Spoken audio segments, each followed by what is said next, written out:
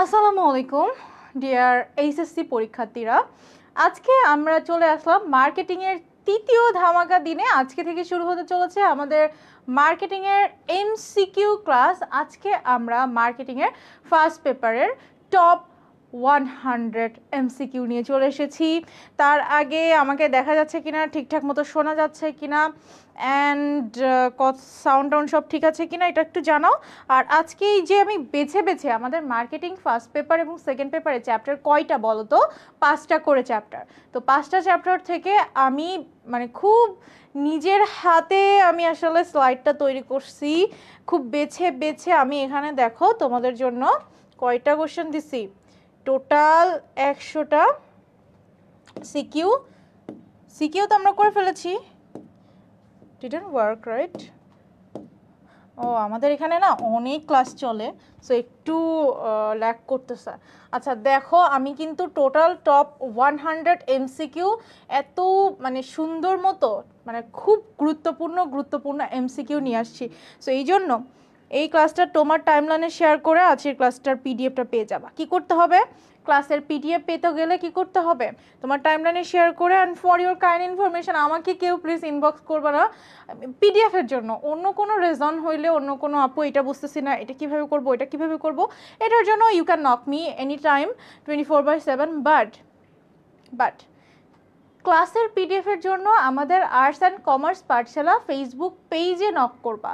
ক্লাসের পিডিএফ আমার কাছে থাকে না। এই যে আপডেটেড পিডিএফটা, এটা যদি তুমি এক্সামের আগে একবার পড়ে যাও, টপ 100 এমসিকিউ, এটা আমি অ্যান্সারও বলে দিব আজকে ক্লাসে। তো অ্যান্সার সহ পিডিএফটা পাইতে গেলে অবশ্যই আমাকে অ্যান্সার ছাড়া পিডিএফটা আমার থেকে পাবা, যেটা তোমার কোনো কাজে আসবে না।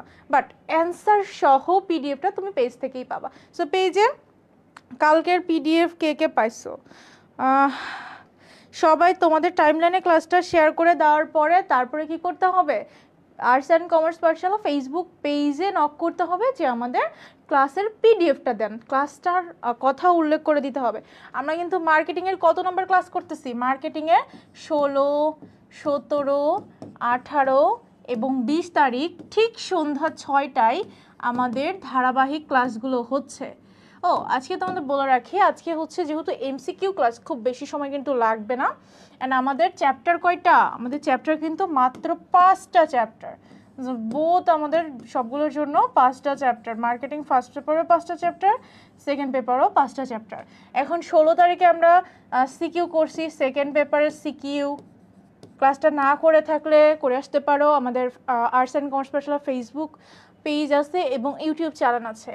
তারপরে আমরা এখানে করেছি ফার্স্ট পেপারের সিকিউ, মানে টপ সিকিউ আমি একদম সাজেশন করে দিছি। ইনফ্যাক্ট কিভাবে সিকিউটা লিখতে হবে এটাও আমার ফার্স্ট ক্লাসে বলা আছে।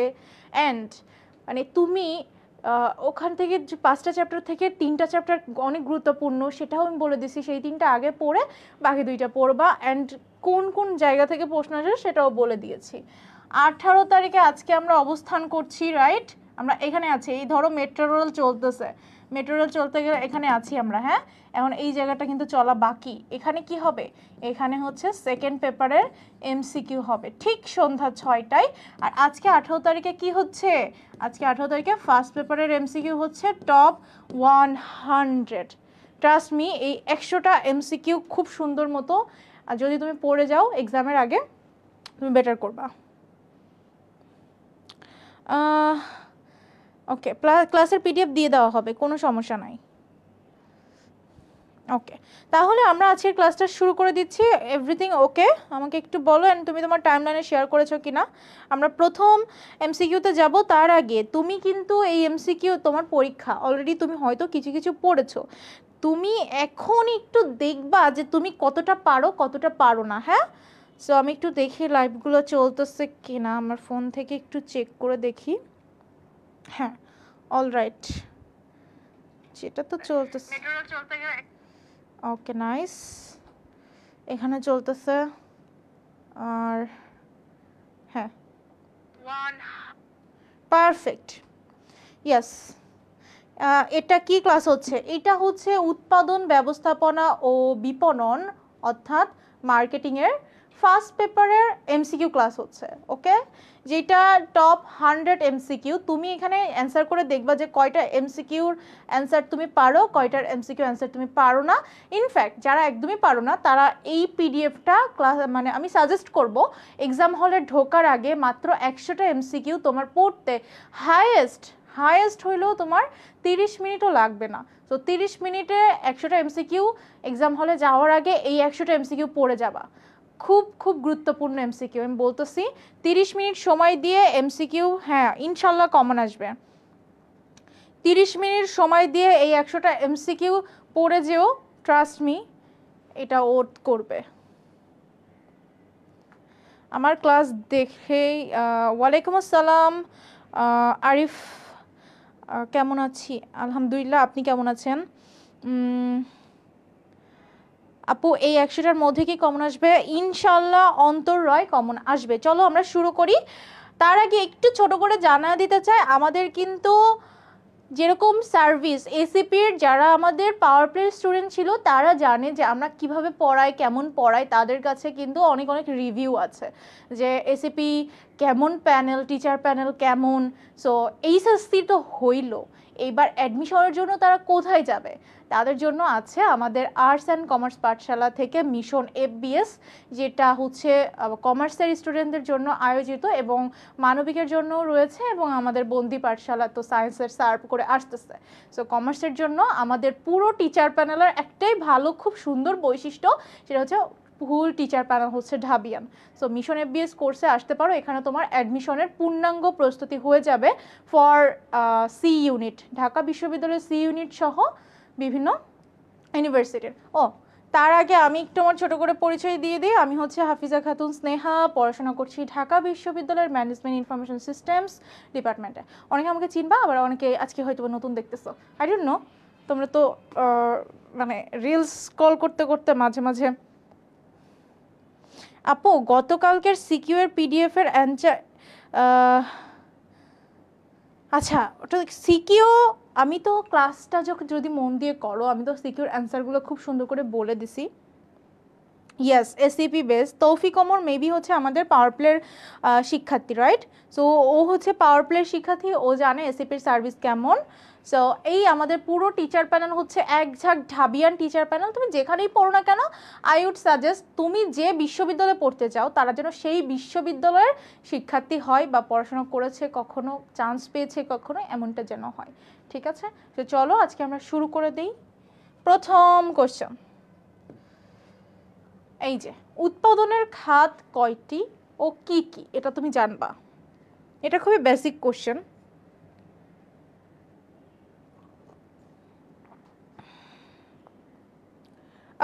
শাফি হাসান, অনেক সুন্দর লাগতেছে ম্যাম, থ্যাংক ইউ। বাট আমার সুন্দর লাগা দিয়ে কিছু দরকার নাই, তুমি দেখো ক্লাস কত সুন্দর লাগতেছে, এটা একটু দেখো। হ্যাঁ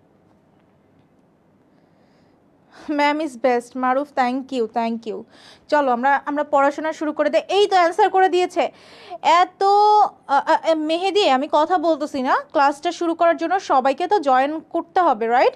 সবার জন্য একটু ওয়েট করে সবাই মিলে একসাথে ক্লাস করলে বেটার হয় না? ইয়েস, এই তো আকিবা চলে এসেছে। প্রথমটা, উৎপাদনের খাত কয়টি ও কি কি বলো তো? এই তো অনেকে অ্যান্সার করে দিয়েছে, you guys are really good. Okay, কয়টি? উৎপাদনের খাত হচ্ছে 3টি। কি কি 3টা, কি কি এটা একটু জানবা। কি কি?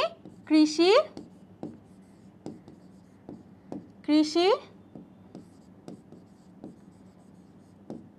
সেবা,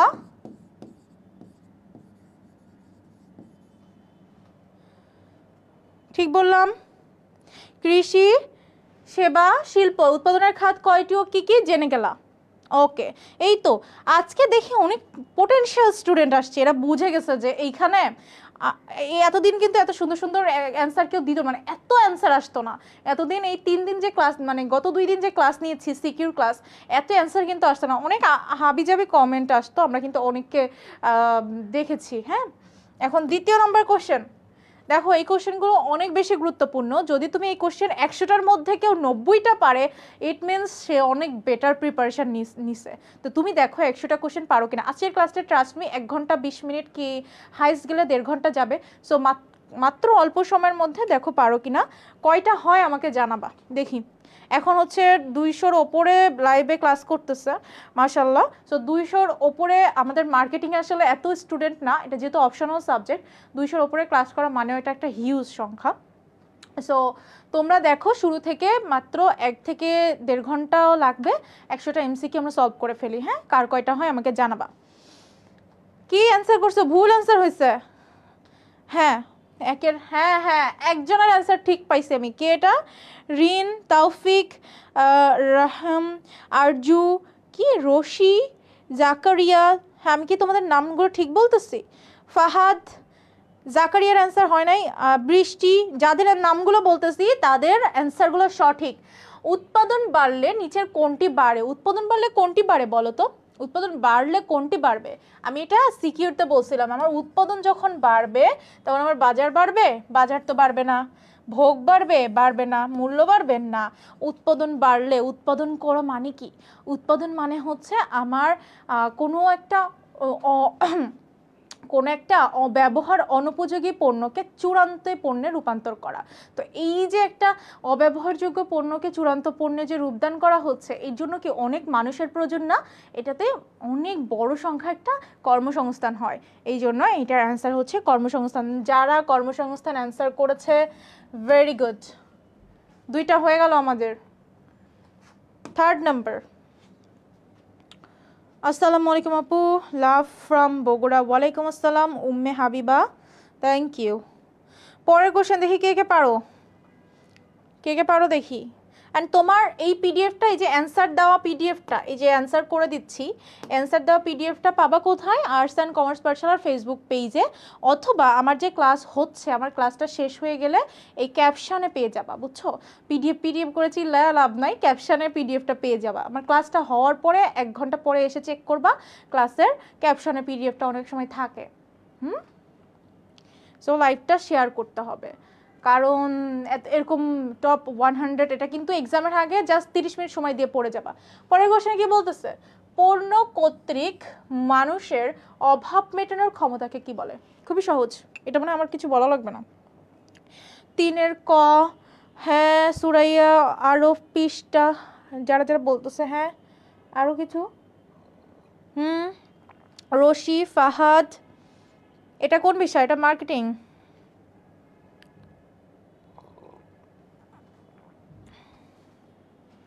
ঠিক আছে, পণ্য কর্তৃক মানুষের অভাব মেটানোর ক্ষমতা কি? মানুষের অভাব মেটানোর ক্ষমতা হচ্ছে উপযোগ। যেমন এমন কিছু যেটা মানুষের অভাব পূরণ করতে পারে সেটা হচ্ছে উপযোগ। ধরো তোমাদের স্নেহাপুর এখন পানি পিপাসা পাইছে, এই পানির সেটা সক্ষমতা আছে বা সামর্থ্য আছে আমার তৃষ্ণাটা মেটানোর। ইট মিনস কি পানির একটা উপযোগ আছে। এটা আমি সবসময় আমার ক্লাসে এক্সাম্পল হিসেবে ইউজ করি। ওকে, তাহলে পণ্য কর্তৃক মানুষের অভাব মেটানোর, পণ্য থেকে মানুষের অভাব মেটানোর ক্ষমতা হচ্ছে উপযোগ। খুবই সহজ প্রশ্ন না? এরকম প্রশ্নই আসবে তোমার।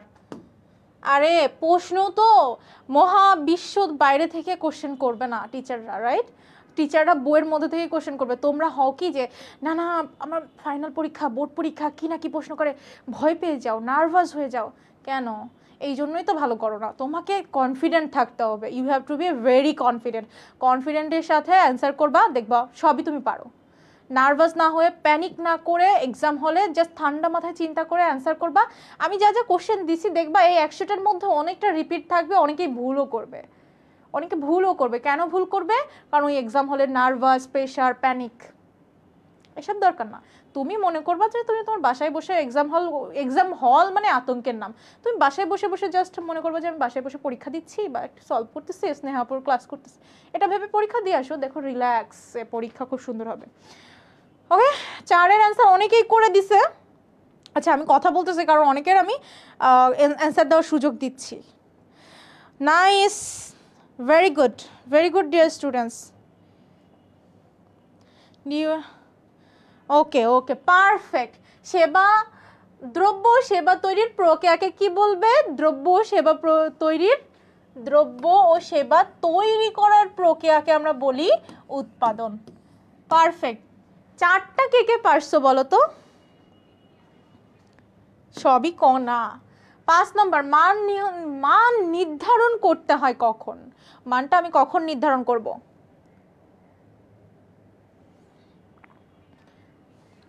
মান কখন নির্ধারণ করব? মান নির্ধারণ করতে হয় কখন বলো? উৎপাদন করার আগে নাকি উৎপাদন করার শেষে নাকি উৎপাদন করার সময়ে? মান কখন নির্ধারণ করব? ধরো আমি একটা ম্যাজিক পেন বানাবো, এই ম্যাজিক পেন বানানোর জন্য আমার এই ম্যাজিক পেনের মানটা কীরকম হবে সেটা আমি কখন নির্ধারণ করব বলো তো, কে কে পারো?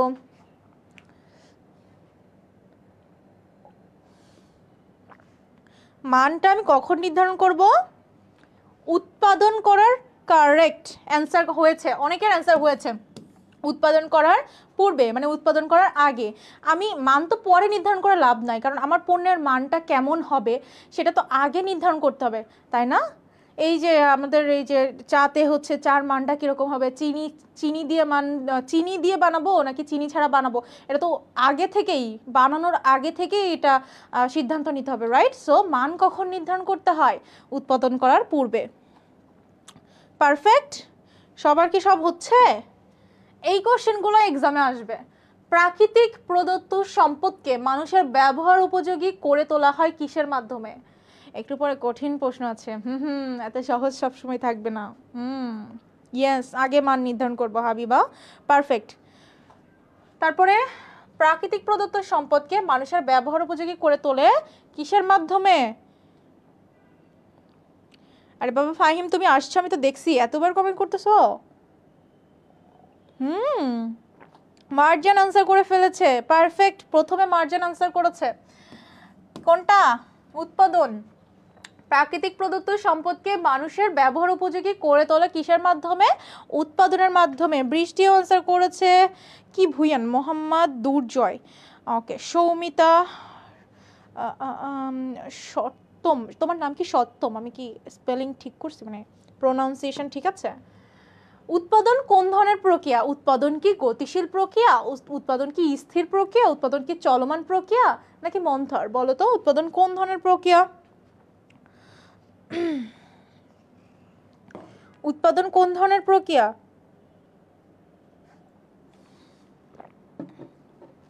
বলো বলো, উৎপাদন কোন ধরনের প্রক্রিয়া? চিনি ছাড়া দাও না, খেয়ে ফেলছি অলরেডি, আবার দাও। উৎপাদন কোন ধরনের প্রক্রিয়া? গতিশীল প্রক্রিয়া নাকি স্থির প্রক্রিয়া নাকি চলমান প্রক্রিয়া?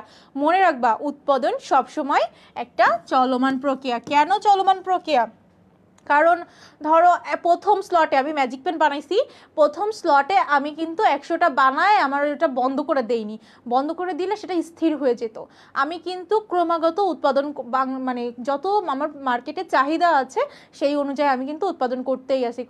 একটা ধারণা নিচ্ছি মার্কেট সম্পর্কে, উৎপাদন করতেই আসি, ইট মিনস কি চলমান। পারফেক্ট, ওকে।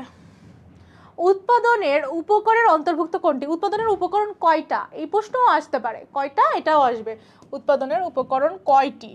তো আমরা জানি যে 4টা উপাদান। কি কি? ভূমি, শ্রম, মূলধন, সংগঠন।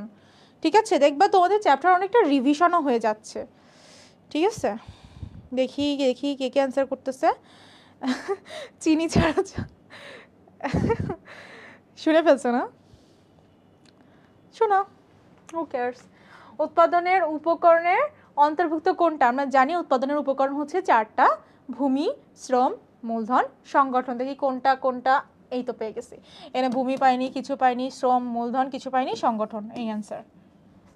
Nice, perfect. Sharmin, Halima, Ritu, Ibrahim, perfect. আমি সবসময় চিনি ছাড়াই খাই, বুঝছো?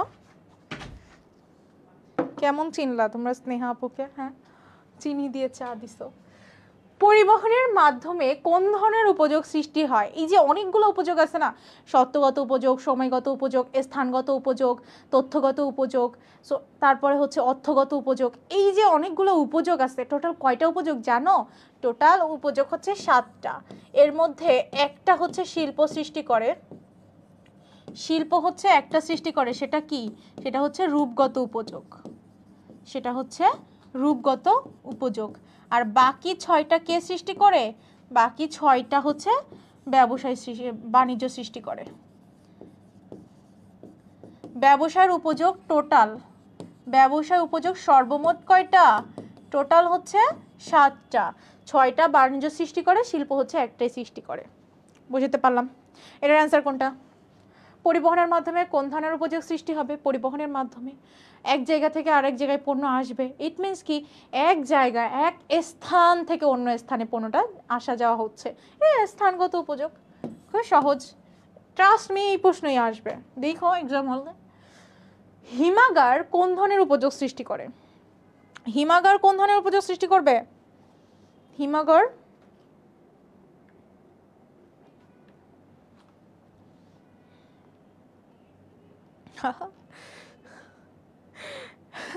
কেন কেন চিনি ছাড়াও? আমি একটু চিনি কম পছন্দ করি, হ্যাঁ, এই আর কিছু না, আর অন্য কিছু ভাইবো না ভাই, প্লিজ। তোমরা না মানে বলো কি যে না মা কি না কি বলবার তো ঠিক নেই, দরকার নেই, এত কিছু ভেবো না।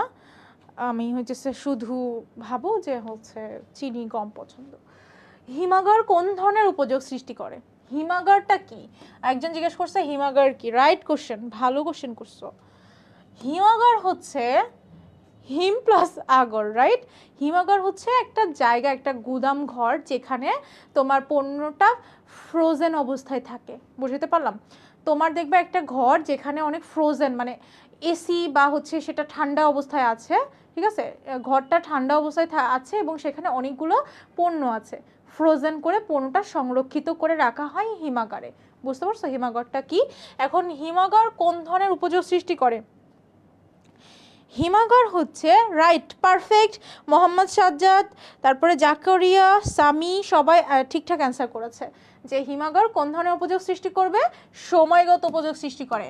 কারণ আমাদের সব সময় সব পণ্য ঠিক মতো উৎপাদন হয় না, কোনো বছরে দেখা যাচ্ছে বেশি উৎপাদন হয়, কোনো বছরে কম উৎপাদন হয়। এখন এই যে বেশি উৎপাদন করার যে বেশি পণ্যগুলা, সেগুলো আমরা যদি ঠিকমতো সুরক্ষিত একটা স্থানে সংরক্ষিত করে রাখতে পারি, এটা আমরা পরের বছরে বা যখন প্রয়োজন তখন কিন্তু সারা বছর ব্যবহার করতে পারবো। হ্যাঁ, সো এই জন্য সময়গত উপযোগ, এক মৌসুমের পণ্য আর এক মৌসুমে ব্যবহার করা। ওকে, পারফেক্ট। আরে আমার কোনো ডায়াবেটিস টাইবেটিস কিচ্ছু নেই, আমি আল্লাহর রহমতে আলহামদুলিল্লাহ আমি খুবই ভালো আছি, আলহামদুলিল্লাহ। এই খাই না বলেই ভালো আছি, খাইলে হয়তো বা অনেক কিছু হইতো। আচ্ছা, আমার কি নেটওয়ার্ক বেঁধে যাচ্ছে? এখানে কিন্তু ঘুরতেছে।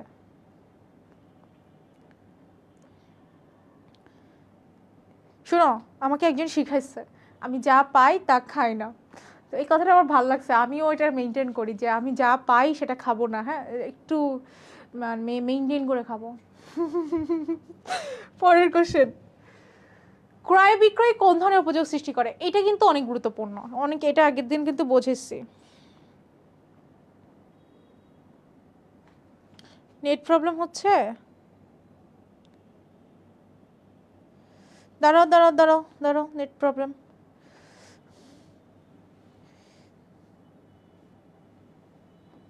এখন কি ঠিক আছে? এখন কি ঠিক আছে?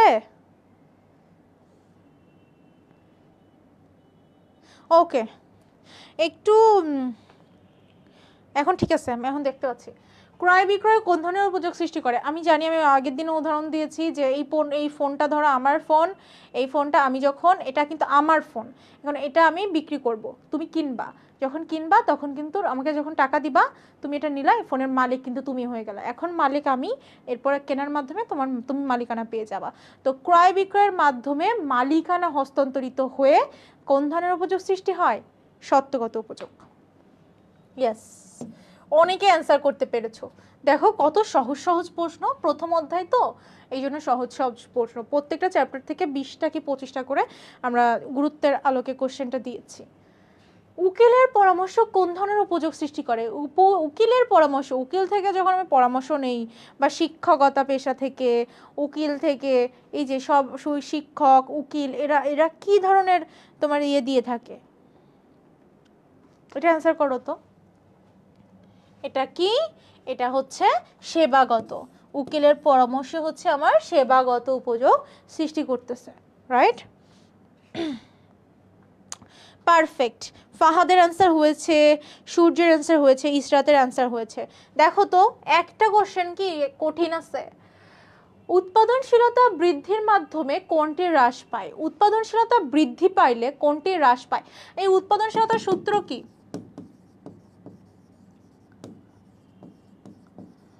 উৎপাদনশীলতার সূত্র কি? উৎপাদনশীলতার সূত্র হচ্ছে মোট উৎপাদনের মূল্য, মোট উৎপাদনের মূল্য ডিভাইডেড বাই নিচে কি থাকবে, মোট উপকরণের মূল্য, মোট উপকরণের মূল্য।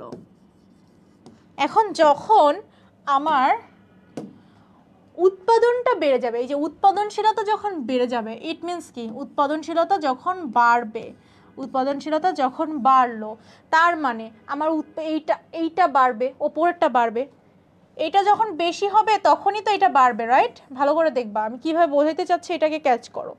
ওপরেরটা যখন বেশি হবে তখনই কিন্তু এটা বাড়বে, নিচেরটা বেশি হলে বাড়বে না। তার মানে কি, নিচে যা আছে এগুলো সব কমবে, নিচে যা আছে এগুলো সব কমতে হবে। তো নিচে কি আছে, মোট উপকরণের খরচগুলা, মোট উপকরণের সাথে যেসব ব্যয়গুলা, যতগুলো ব্যয় থাকে তো সেইগুলা কি কি, সেইগুলা হইতেছে আমার কাঁচামাল খরচ। উৎপাদন খরচ থাকে না, সুযোগ ব্যয় থাকে না, পরিচালন ব্যয় এগুলো থাকে না, কাঁচামালের খরচ সবার আগে থাকে। 13টা সবাই ভুল করবে আমি জানি, এই জন্যই 13টা আমি সুন্দর করে বোঝাই দিলাম। ভালো করে দেখো উৎপাদনশীলতার সূত্র কি, উৎপাদনশীলতা মানে কি? উৎপাদনশীলতা মানে হচ্ছে মোট উৎপাদনের মূল্য ভাগ দিব অনুপাত, কার কার অনুপাত, মোট উৎপাদনের মূল্য আর মোট উপকরণের মূল্য। এখন আমার উৎপাদনশীলতা বেশি হবে কখন, যখন আমার এই ওপরেরটা বেশি হবে, মানে মোট উৎপাদনের মূল্য এটা বেশি হবে, এই খরচগুলো যখন কম হবে, রাইট? সো এইটা বেশি হলে এটা কিন্তু বাড়বে, এটার মান পজিটিভ আসবে।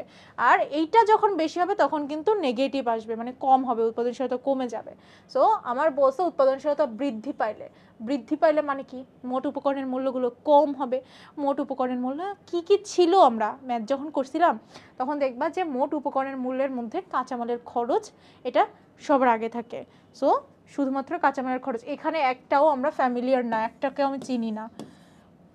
উৎপাদনশীলতার সাথে এই তিনটার কোনো সম্পর্ক নাই, শুধু কাঁচামালের খরচের সম্পর্ক আছে। বুঝতে পারছো? আস্তে ধীরে তো কঠিনের দিকে যাব। উৎপাদনশীলতা কি বলো? উৎপাদনশীলতা কি? উৎপাদনশীলতা কি উৎপাদন ক্ষমতা, উৎপাদন দক্ষতা, উৎপাদন মাত্রা নাকি উৎপাদন প্রবণতা? উৎপাদনশীলতা কি?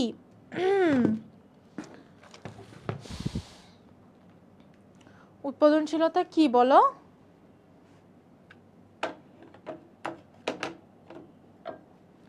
ম্যাম এখান থেকে কি অনেক আসবে?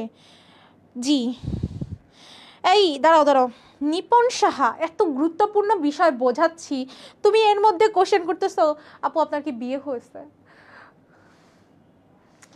এই মানে আমার বিয়ে নিয়ে তোমার মাথা ব্যথা কেন? মানে তুমি তো এইচএসসি পরীক্ষা দিবা, তুমি আমার বিয়ে জেনে কি করবা? তুমি তো মানে বিয়ের জন্য এলিজিবলই হও নাই, তোমার তো বয়সই হয় নাই, নাইলে তো একটু মানে তোমার যদি কাজে লাগতো তাইলে না হয় আমি বলতাম, তোমার তো কাজে লাগবে না। আমার বিয়ে হয়েছে না হয়েছে এটা শুনে তো তোমার কাজে লাগতেছে না বাবা। যদি কাজে লাগতো না, হ্যাঁ তুমি একটু, তুমি যদি হচ্ছে ধরো খুব সুন্দর একটা ইউনিভার্সিটিতে পড়তা, বা তুমি খুব বড় একটা পজিশনের সিইও হতা, বা তুমি ধরো এমন কিছু একটা করতা যেটা না হ্যাঁ আমার সাথে খুব ভালোভাবে মানাচ্ছে, তখন না হয় আমি তোমাকে বলতাম আমার বিয়ে হয়েছে কি হয় নাই। তো তার মানে বুঝতেছো, তুমি নিজেকে এমন একটা পজিশনে নিয়ে যাইতে হবে, কিন্তু সুন্দর একটা পাবলিক ইউনিভার্সিটিতে চান্স পাও, দেখবা অনেকেই তোমাকে পছন্দ করবে। এখন এইচএসসি পাস করবা, তাও দাম দিবে না কেউ, আমি তো দিবই না। ওকে, উৎপাদনশীলতা কি? উৎপাদনশীলতা কি বলো?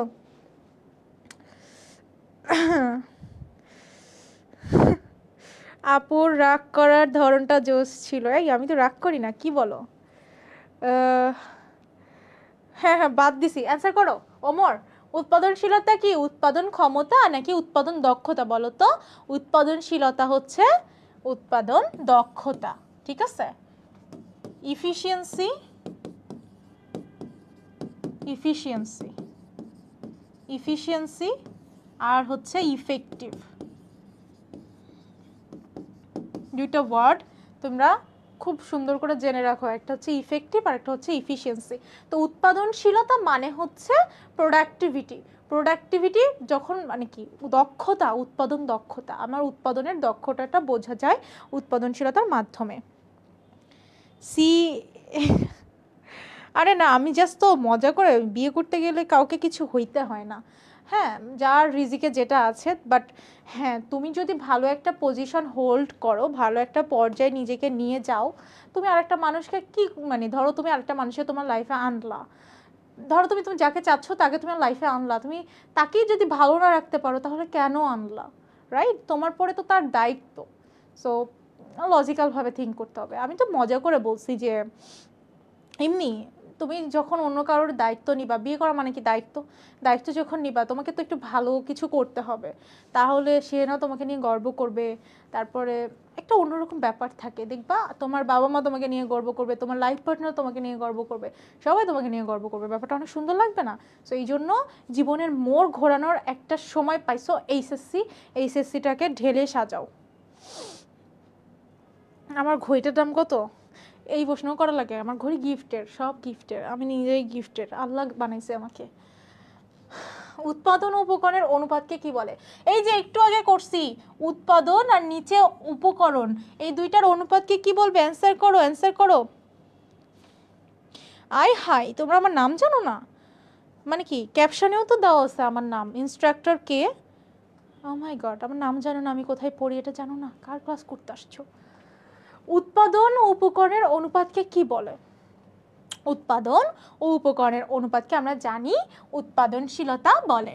এই কোশ্চেন কি আসবে? আসবে। পরের কোশ্চেন, উৎপাদনশীলতাকে কিভাবে প্রকাশ করা যায়? উৎপাদনশীলতাকে আমরা কিভাবে প্রকাশ করি? আমরা কিন্তু ওপরে উৎপাদন দেই আর নিচে উপকরণ দেই, তার মানে কি একটা আনুপাতিক হারে একে প্রকাশ করি, রাইট? দেখো পরের কোশ্চেন, হ্যাঁ, তারপরে অ্যান্সার করো। গর্ব করে এমন কাজ করতে হবে, হ্যাঁ তাহসান। তাহসান কিন্তু ছোটবেলায় আমার অনেক ফেভারিট ছিল, তাহসানের গান আমি অনেক শুনতাম। অনেক সহজ না?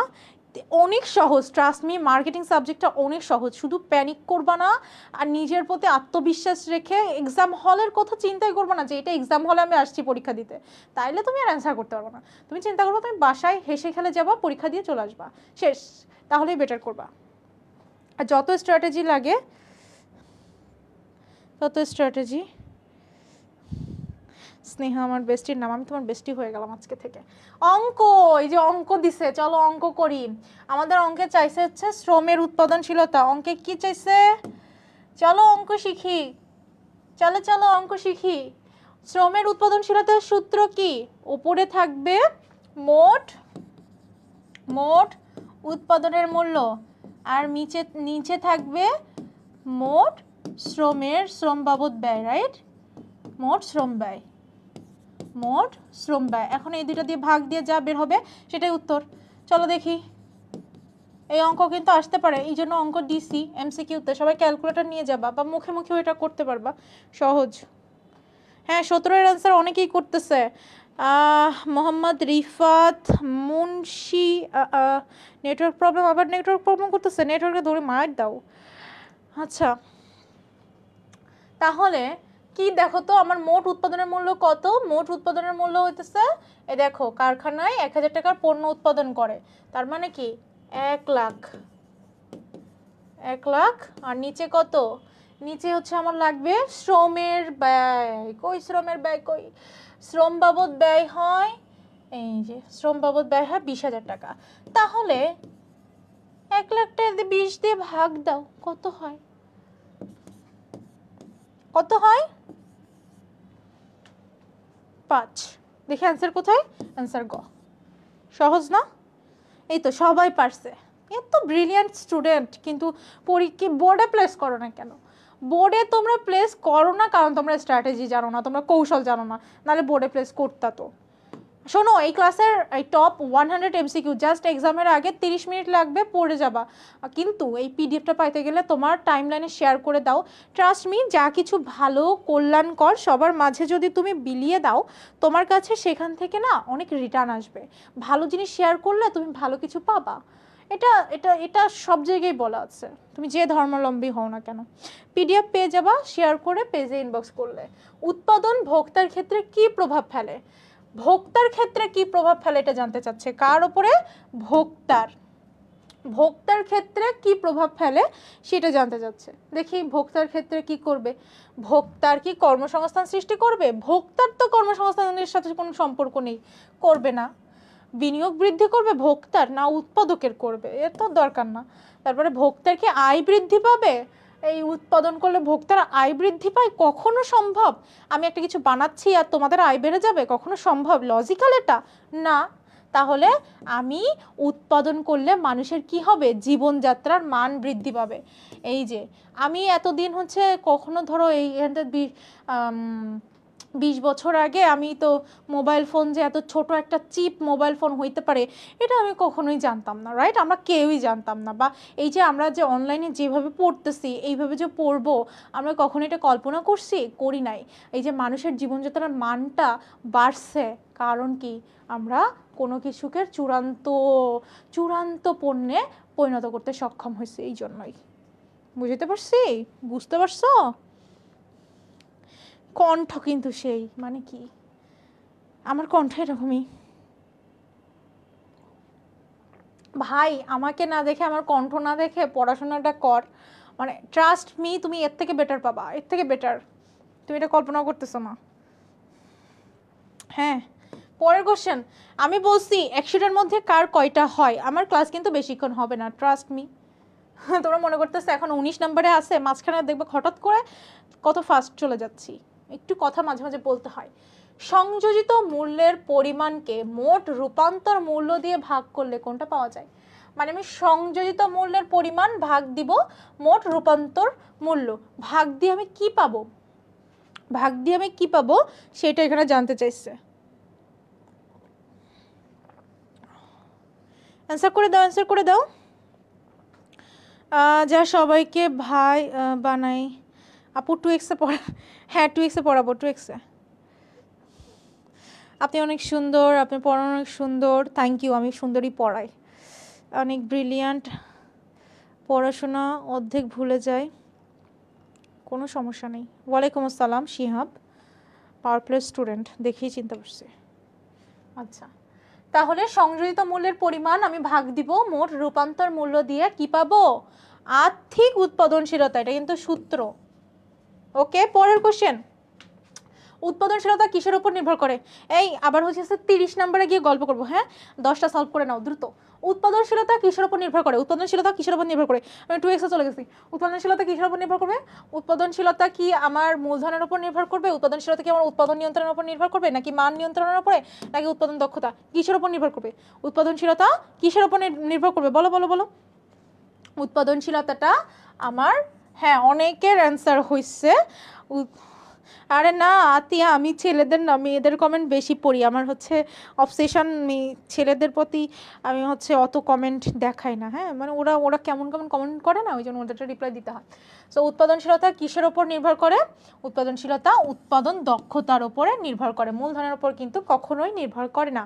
উৎপাদনশীলতা উৎপাদন দক্ষতার উপর ডিপেন্ড করে। পরের কোশ্চেনে যাচ্ছি। পরের কোশ্চেন হচ্ছে অর্থনীতির দৃষ্টিকোণ থেকে উৎপাদনের উপকরণ কয়টি? অর্থনীতির দৃষ্টিকোণ থেকে হোক আর যে দৃষ্টিকোণ থেকে হোক, এসব দেখে তো আমি ঘাবড়াবো না বাবা। আমি জানি উৎপাদনের উপকরণ 4টা, ভূমি, শ্রম, মূলধন, সংগঠন। তাহলে 4টা, ভূমি, শ্রম, মূলধন, সংগঠন। যার উপকরণ হোক, যার দৃষ্টিকোণ হোক।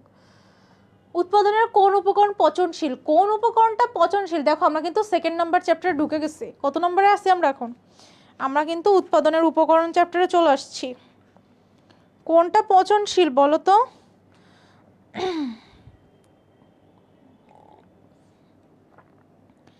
আরে শিহাব, ছেলে বলে বঞ্চিত মানে?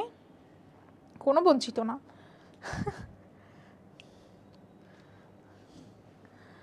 উৎপাদনের কোন উপকরণ পচনশীল? কোনটা পচনশীল? ভূমি কি পচে যায়? পচে যায় না। মূলধন কি পচে যায়? পচে যায় না। সংগঠন পচে না। তাহলে পচেটা কি? পচনশীল বলতে কি বোঝাইছে? শ্রম। শ্রম কেন পচনশীল? শ্রম কেন পচনশীল? কারণ তুমি শ্রমকে এক জায়গায় ধরে রাখতে পারবো না। শ্রম এই যে এখন আমি পড়াচ্ছি, এটা কিন্তু অন্য সময় পড়াইলে কিন্তু এটা ডিফারেন্ট হইতে পারে। কারণ এক সময় আমি একটা এক্সাম্পল দিয়ে পড়াচ্ছি, অন্য সময় আমি এক সময় ভালো পড়াচ্ছি, আর এক সময় খারাপ পড়াইতে পারি। এক সময় তোমার কাছে ভালো লাগতে পারে, এক সময় ভালো নাও লাগতে পারে। সো পড়ানোরটা কিন্তু মানে বৈসাদৃশ্য থাকে, সবসময় যে একরকম হবে এটা কিন্তু হয় না। তারপরে আবার তুমি দেখো কায়িক শ্রমেও কিন্তু এরকম এরকম একই কথা। শ্রমটা পচনশীল। আর শ্রম থেকে তুমি শ্রমিককে কোনোভাবে আলাদা করতে পারবে না। ধরো তুমি চাচ্ছ একটা কম্পিউটার অপারেটর বা একটা মাটি কাটা লোক, তুমি কি মাটি কাটার জন্য ওই লোকটাকে ওর কাজের থেকে আলাদা করতে পারবা না। তো শ্রমটা হচ্ছে পচনশীল। বুঝতে পারলাম? পারফেক্ট। পরের কোশ্চেন, উৎপাদনের উপকরণগুলোর মধ্যে কোনটি গতিশীল নয়? কোনটা গতিশীল না, মানে কোনটা চলতে পারে না? কোনটা চলতে পারে না? কোনটা চলতে পারে না? অ্যান্সার হয়ে গেছে। কোনটা গতিশীল না? ভূমি। ভূমি তো গতিশীল না। ভূমিকে তুমি এক এক জায়গা থেকে অন্য জায়গায় নিয়ে যেতে পারো না তো।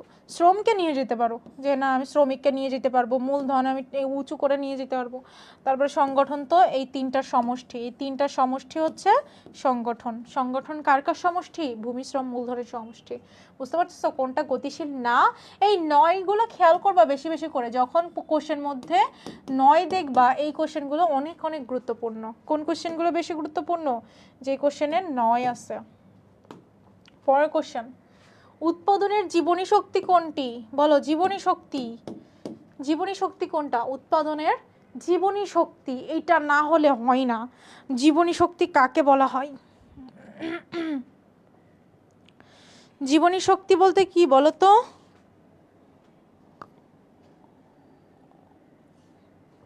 হ্যাঁ আপু আর একবার বলেন কোনটা? ওই অলমোস্ট 300-র মতো স্টুডেন্ট তোমরা আছো, তোমরা অ্যান্সার করো খুব সুন্দর মতো। আমার চেহারাটা ঠান্ডা হয়ে গেছে তোমাদের জন্য। কোনটা জীবনী শক্তি? উৎপাদনের জীবনী শক্তি কোনটা? জীবনী শক্তি হচ্ছে আমার মূলধন। পরের কোশ্চেনে গেলাম, উৎপাদনের কোন উপকরণটি মানুষের মৌলিক চাহিদা পূরণ করতে পারে? উৎপাদনের এমন একটা উপাদান আছে যেটা মানুষের মৌলিক চাহিদা পূরণ করতে পারবে। কোনটা জানো সেটা? মানুষের মৌলিক চাহিদা কি কি বলো তো? মানুষের মৌলিক চাহিদা আছে কয়টা? কি কি বলো, সের মধ্যে কি আছে? মানুষের মৌলিক চাহিদার মধ্যে আমাদের কি বাসস্থান কি একটা আছে না? তো বাসস্থান আমরা কোথা থেকে পাই? ভূমি থেকে পাই। বাসস্থান ভূমি থেকে পাই। পারফেক্ট। আমাদের কমেন্ট দেখে না কেন? যাদের নাম বলে ওদের নামও খুঁজে পায় না। এই এই তো তোমার নাম পড়ে ফেললাম, নামটা তো দেখতে পাই নাই, কমেন্টটা দেখতে পারলাম। হ্যাঁ আর একটু দ্রুতই পড়াচ্ছি। পরশ এসডি তো পড়ে ফেলছি তোমার। আপু আপনি না? হ্যাঁ আমি আপনারটাও পড়ছি। বুঝতে পারছেন? তাহলে কোনটা মৌলিক চাহিদা পূরণ করবে? ভূমি, বাসস্থান দেয়। তারপর ইনপুট কি? ইনপুট কি বলো, তাড়াতাড়ি বলো। ইনপুট কি? উৎপাদিত উপকরণ নাকি উৎপাদিত পণ্য? ইনপুটটা কি? আমি যেটা দিচ্ছি আর যেটা পাচ্ছি সেটা কি? ইনপুট হচ্ছে উৎপাদনের উপকরণ, আর এটা হচ্ছে আউটপুট। এটা কি? আউটপুট।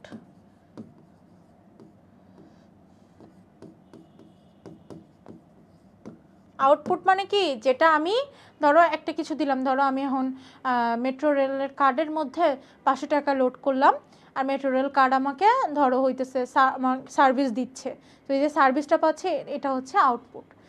তুমি তোমার হচ্ছে প্রিপেইড মিটারের কথা চিন্তা করো, আমি প্রিপেইড মিটারে টাকা লোড করলাম 1000 টাকা, এই যে আমি ইনপুটটা দিলাম, টাকা যে লোড করলাম এটা হচ্ছে ইনপুট, আর এই যে ও 1 মাস ধরে আমাকে যে সার্ভিসটা দিয়ে আসতেছে ওটা হচ্ছে আউটপুট। বোঝাইতে পারলাম?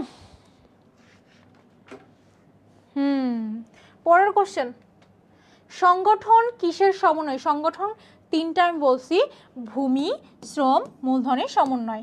2x এ চলে যাচ্ছি। হ্যাঁ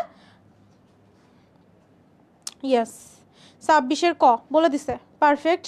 সাব্বির মুন্সি কেন 26-এর খ বলছো? ভূমি শ্রম প্রযুক্তির না, কখনোই প্রযুক্তি না। আমার সংগঠন হচ্ছে উৎপাদনের উপকরণের মধ্যে ভূমি শ্রম মূলধন এই তিনটার সমন্বয় বা সমষ্টি। সব মানবীয় ও অমানবীয় সম্পদ একত্রিত করা হয় কিসের মাধ্যমে? সব মানবীয় অমানবীয় সম্পদ এক জায়গায় একত্রিত করা হবে কিসের মাধ্যমে? কিসের মাধ্যমে একত্রীকরণ করা হবে? অবশ্যই সংগঠনের মাধ্যমে একত্রীকরণ করা হবে, কারণ ভূমি শ্রম মূলধন এটা সবকিছু এই সংগঠনের মধ্যে সমন্বয় করা হয়, সবকিছু একত্রীকরণ করা হয়। কি লিখছো ম্যাম? 27 নম্বরের আনসার এটা দিয়েছো। একটু আগে আম্মু আমাকে বকা দিল শুধু আপনার জন্য, বলে এইভাবে আপনাকে মেসেজ বিরক্ত না করে আমাকে পড়ানোর জন্য। ও আচ্ছা, তোমার পাশে তোমার আম্মু আছে, আন্টিকে সালাম দিও, ঠিক আছে? আন্টি আসসালামু আলাইকুম, আপনার ছেলে পড়াশোনা করার জন্য এখানে আসছে, পড়তে দেন ওনাকে, সমস্যা নেই। পরের কোশ্চেন, কত নাম্বার?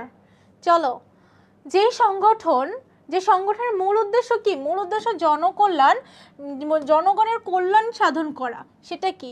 আমরা জানি শুধুমাত্র সরকার বা রাষ্ট্র কর্তৃক পরিচালিত, গঠিত ও নিয়ন্ত্রিত সংগঠন হচ্ছে রাষ্ট্রীয় সংগঠন।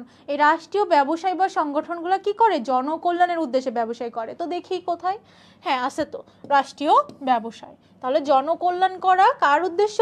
রাষ্ট্রীয় ব্যবসায়ের। দেখছো কত সহজ সহজ কোশ্চেন, একটা দুইটা মাঝখানে মাঝখানে একটু ঘাবলা আসছে।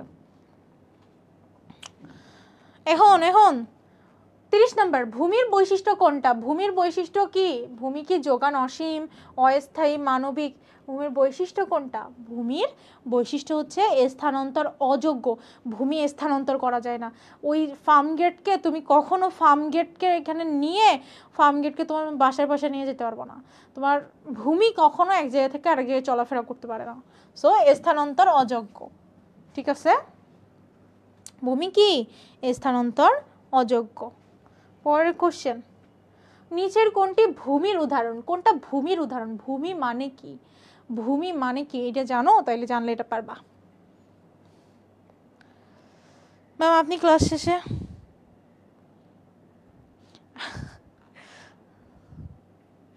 আরে বাবা খাওয়া দাওয়া, আচ্ছা আচ্ছা আচ্ছা ঠিক আছে, হ্যাঁ হয়েছে, অ্যান্সার করো। ভূমি কোনটা? এই তো তাওহীদ,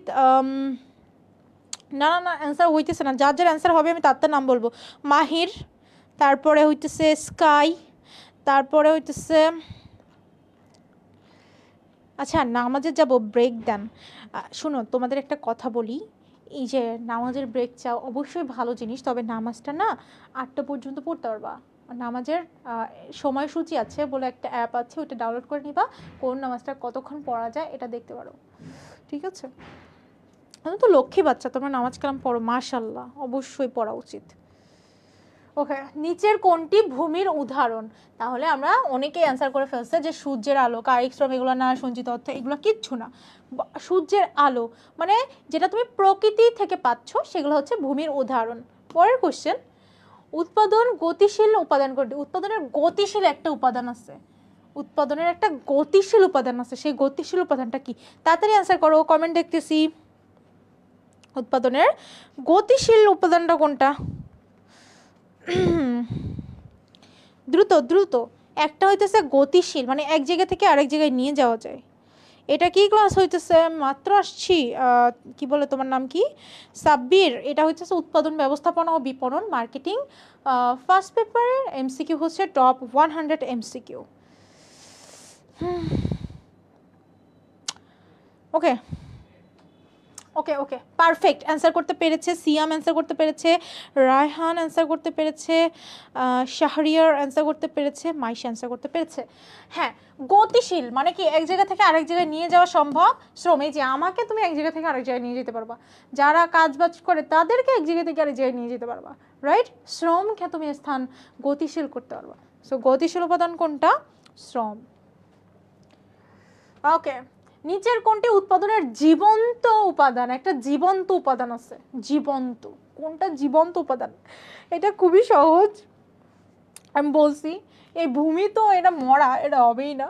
মূলধন এ তো ওই জীবন্ত না, এর মধ্যে জীবন টিবন আছে নাকি? নাই। সংগঠন তো এই তিনটা সমষ্টি, এই জন্য এটা হবে না।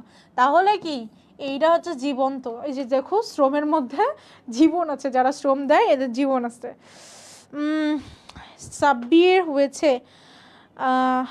রিফাত হয়েছে, ইসরাত হয়েছে আপনার অ্যান্সার। তাহলে কোনটি? উৎপাদনের জীবান্ত উপাদান বলেন শ্রম।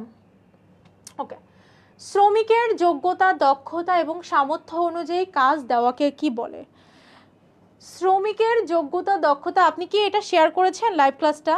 আপনাকে আবারও বলতেছি, একটু রিমাইন্ডার দিয়ে দিয়ে আপনি যদি লাইভ ক্লাসটা শেয়ার করেন, আচ্ছা তুমি করে বলে, তোমরা যদি লাইভ ক্লাসটা শেয়ার করো তাহলে ক্লাসটার পিডিএফ পেয়ে যাবা। Arts and commerce special Facebook পেজে ইনবক্স করলে পিডিএফটা পেয়ে যাবে। এক্সামের আগে জাস্ট 30 মিনিট দিয়ে 100টা এমসিকিউ পড়ে যাবা, ইনশাল্লাহ দেখবা অনেক বেটার করবা। শ্রমিকের যোগ্যতা, দক্ষতা এবং সামর্থ্য অনুযায়ী কাজ দেওয়াকে কি বলে? কি বলে বলো? শ্রমিকের, আমি জানি শ্রমিকের যোগ্যতা, দক্ষতা এবং সামর্থ্য অনুযায়ী কাজটা আমি যখন ভাগ করে দিব তখন সেটাকে বলবে শ্রম বিভাগ। তখন সেটাকে কি বলবে? শ্রম বিভাগ। অ্যান্সার হয়েছে আশরাফুল, মোশারফ অ্যান্সার হয়েছে, ইয়েস। ওকে, শ্রম সংরক্ষণ করা যায় না কেন? শ্রম কেন সংরক্ষণ করা যায় না? কোনটা বলো? শ্রম কেন আমরা সংরক্ষণ করতে পারি না?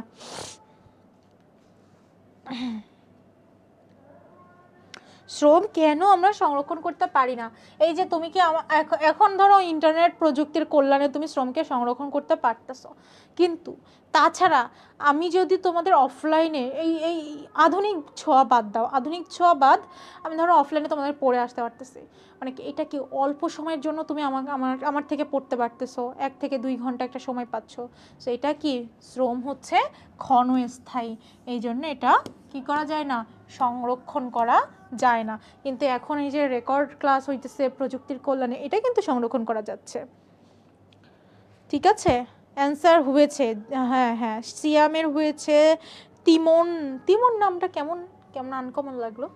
ওকে, কোন শ্রমিক এক শিল্প থেকে অন্য শিল্পে নিয়োজিত হলে সমপদে, হ্যাঁ এটা কি হবে? এটা হবে সমপদে।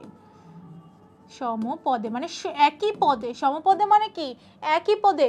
এটা কিন্তু ভেরি ভেরি ইম্পর্ট্যান্ট। একটা শ্রমিক এক শিল্প থেকে আরেক শিল্পে একই পদে যখন নিয়োজিত হবে তখন সেই গতিশীলতাকে কি বলবে? নিয়োজিত হলে সেটাকে বলবে শ্রমের গতিশীলতা। আর যখন এই যে এক শিল্প থেকে একই শিল্পে যখন সে হবে, একই শিল্পে ধরো সে ছিল এখান থেকে একই শিল্পে, শুধু তার স্থানটা পরিবর্তন হয়েছে, তখন সেটা হবে আনুভূমিক। কি হবে তখন? সেটা হচ্ছে আনুভূমিক, এই যে আনুভূমিক। আর যখন হবে কি এক শিল্প থেকে অন্য আরেকটা শিল্পের অন্য পদে, সমান পদে না, তখন হবে কি উলম্ব। ঠিক আছে, এই যে তখন এটা হবে। তাহলে কি যখন সমপদ থাকবে, সমপদ থাকলে কি হয়? আনুভূমিক হয়। হয়েছে? পরে যাচ্ছি। উৎপাদনের উৎপাদিত উপাদানকে কি বলে? উৎপাদিত উপাদানকে কি বলবে? উৎপাদনে উৎপাদিত মানে আমার উৎপাদন হবে, তো উৎপাদন করা হয় কাকে? উৎপাদন করা হয় মূলধনকে। উৎপাদন করা হবে কাকে? উৎপাদন করা হবে মূলধনকে, মনে থাকবে। হ্যাঁ, কান্নাকাটি করো কেন? উৎপাদিত একটাই, মানে উৎপাদনে আমরা মূলধনের মধ্যে কি টাকা পয়সাও আছে না, যন্ত্রপাতি আছে, জিনিসপত্র, সম্পদ আছে। সো এই যে আমরা কিন্তু উৎপাদন করার মাধ্যমেই কি করি? টাকা পয়সা উৎপাদন করতে পারি, রাইট? সো উৎপাদিত কোনটা? উৎপাদনের মধ্যে উৎপাদন করা হয় কোনটা সেটা জানতে চাইছে। উৎপাদনের মধ্যে উৎপাদন করা হয় মূলধনকে। মূলধনের পারিতোষিককে কি বলে? মূলধন থেকে আমরা যে রিটার্নটা পাই সেটাকে কি বলবে? ধরো তুমি ব্যাংকে 10 লাখ টাকার একটা মূলধন রাখলা জমা, এখন এটার পারিতোষিককে কি বলবে? মানে ওখান থেকে যে রিটার্নটা তুমি পাবা সেটাকে কি বলবে? অবশ্যই সুদ বলবে, মজুরি খাজনা এসব কিছু না। কি বলবে? মূলধনের পারিতোষিককে, হ্যাঁ মোহাম্মদ, রিফাত, স্কাই সবার হয়েছে। তারপরে হচ্ছে সাব্বির, পারফেক্ট পারফেক্ট। সহজ না? ভীষণ সহজ। পরের কোশ্চেন, উৎপাদন ব্যবস্থাপনার কাজ কোনটি? উৎপাদন ব্যবস্থাপনার কাজ কি? উৎপাদন ব্যবস্থাপনার কাজ কি বলো তো? এটা কি একটা স্কিপ করলাম না? ঠিক আছে, উৎপাদন ব্যবস্থাপনার কাজ কোনটা? তাড়াতাড়ি বলো। উৎপাদন ব্যবস্থাপনা, উৎপাদন ব্যবস্থাপনায় কি করা হয়? উৎপাদন ব্যবস্থাপনার কাজ কি? উৎপাদন ব্যবস্থাপনায় আমি পণ্যের নকশা করি, কারণ উৎপাদন ব্যবস্থাপনায় আমার কি করা হয়? আমার পণ্যটার মান নিয়ন্ত্রণ করা হয়, মান নির্ধারণ করা হয়, পণ্যের নকশা করা হয়। সো আমরা জানি যে উৎপাদন ব্যবস্থাপনার কাজ হচ্ছে পণ্য নকশায়ন। উৎপাদন ব্যবস্থাপনার কাজ পণ্য বণ্টন না, শ্রমিক নিয়োগ না, পণ্যের বাজারজাতকরণ না। আর একটা হ্যাক শিখাই দিব, একটা হ্যাক শিখাই দিব, গোপনে গোপনে একটা হ্যাক শিখাই দিই। শুনো, যখন তুমি ধরো একটা কোশ্চেন, আসো এখানে আসো, আচ্ছা এটাই দেখো, উৎপাদন ব্যবস্থাপনার কাজ কোনটি? এর আগে ধরো এই কোশ্চেনটা তুমি পাইছো, তুমি জীবনে এই কোশ্চেনটা ধরো তুমি চোখে মুখে দেখো নাই কখনো। হ্যাঁ, উৎপাদন প্রক্রিয়ায় জটিলতা নিরসনে কোন ব্যবস্থাপনার গুরুত্ব বেশি? কোন ব্যবস্থাপনার গুরুত্ব বেশি? এখন তুমি হচ্ছে একটাও জানো না, এই প্রশ্নের উত্তর তুমি কোনোভাবেই জানো না। মানে ধরো তুমি জানো না, ঠিক আছে, ধরে নাও তুমি জানো না। এখন ধরো উৎপাদন প্রক্রিয়ায় জটিলতা কমাইতে, নিরসন মানে কি? কমাতে, নিরসন মানে হচ্ছে কমাতে। সো জটিলতা কমাতে কোন ব্যবস্থাপনার গুরুত্ব বেশি? তো তুমি জানো যে এই তিনটা থেকে একটা হবে, সাধারণ কোনোভাবে হবে না, ঠিক আছে। তার মানে তোমার এখন উত্তর হওয়ার চান্সেস কিন্তু তিনটা থেকে একটা। তার মানে তুমি ভালো করে আবার একটু ভাববা যে উৎপাদন প্রক্রিয়ায় জটিলতা কমানোর জন্য কোন ব্যবস্থাপনার গুরুত্ব বেশি? কোন ব্যবস্থাপনার গুরুত্ব বেশি? পণ্য, পণ্য তো কোনোভাবেই হবে না। কারণ পণ্য কেন হবে না? যে আমার উৎপাদন প্রক্রিয়ার সাথে কোনটা জড়িত? উৎপাদন প্রক্রিয়ার সাথে উৎপাদনের জটিলতা কমাইতে আমার একটা ব্যবস্থাপনা লাগবে, সেই ব্যবস্থাপনা কোনোভাবে পণ্য হইতে পারে না। এখন তোমার এই দুইটা থেকে অ্যান্সার হবে, তার মানে কি তোমার 50-50 চান্স আছে। অ্যান্সার যদি এইটা হয় হইলো, এটা হয় এটা হইলো, তো যেটাই হোক না কেন তোমার কিন্তু যদি যখন তুমি দুইটা অপশান বাদ দিতে পারতেছো একটা অ্যান্সার হবে, তার মানে কি তোমার এখান থেকে 50-50 চান্স আছে অ্যান্সার হওয়ার। সো আমরা জানি যে উৎপাদন প্রক্রিয়ার জটিলতা কমাইতে কোন ব্যবস্থাপনার গুরুত্ব বেশি? উৎপাদন ব্যবস্থাপনার গুরুত্ব বেশি, কারণ এখানে একটাই ব্যবস্থাপনা, মান ব্যবস্থাপনা এখানে হবে না, সার্বিক মান ব্যবস্থাপনা, ওটা অনেক ইন ডিপে। আমার উৎপাদনের জটিলতা কমাইতে উৎপাদন ব্যবস্থাপনাই দরকার, কারণ উৎপাদন এখানে অন্য কিছু বলে নাই, এখানে আমার উৎপাদন প্রক্রিয়ার জটিলতা কমানোর জন্য উৎপাদন ব্যবস্থাপনাই দরকার হবে। বুঝতে পারলাম? হ্যাঁ, তাহলে উৎপাদন ব্যবস্থাপনায় পার্টের পূর্ণরূপ কি? সিএমপি এর পূর্ণরূপ কি? এগুলো কিন্তু প্রশ্ন আসবে একটু পরে, আছে হয়তো আমি দিছি। উৎপাদন ব্যবস্থাপনায় পার্ট, সিএমপি ইত্যাদি কোন যুগে ব্যবহৃত হয়? এই যে পার্ট, তারপরে সিএমপি, এটা কি? এটা নিয়ন্ত্রণের সাথে জড়িত। কার সাথে জড়িত? নিয়ন্ত্রণের সাথে জড়িত। এগুলা কোন যুগে ব্যবহৃত হয় বলো তো?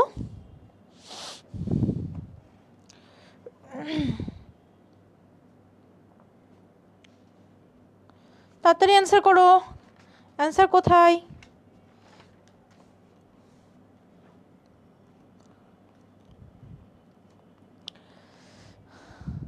এই তো অনেকে অ্যান্সার করে ফেলছে, সবাই পারে। কি? এটা হইতেছে নিয়ন্ত্রণ, যেটা কিনা এই part, CMP, program evaluation review technique, এই ব্যাপারগুলা কি কখন আসে? আধুনিক যুগে। হ্যাঁ, আধুনিক যুগ কখন? আধুনিক যুগ হচ্ছে শিল্প বিপ্লব পরবর্তী যুগের পরে, মানে 1950। শিল্প বিপ্লব পরবর্তী যুগ। শিল্প বিপ্লব যুগ কত? শিল্প বিপ্লব যুগ হচ্ছে 1750 থেকে 1850। তারপরে হচ্ছে 1850 থেকে 1950 হচ্ছে শিল্প বিপ্লব পরবর্তী যুগ। এটাও কিন্তু কোশ্চেন আসতে পারে। এটা শিল্প বিপ্লবকালীন যুগ 1750 থেকে 1850। শিল্প বিপ্লব পরবর্তী যুগ হচ্ছে 1850 থেকে 1950, আর 1950 থেকে বর্তমান পর্যন্ত আধুনিক।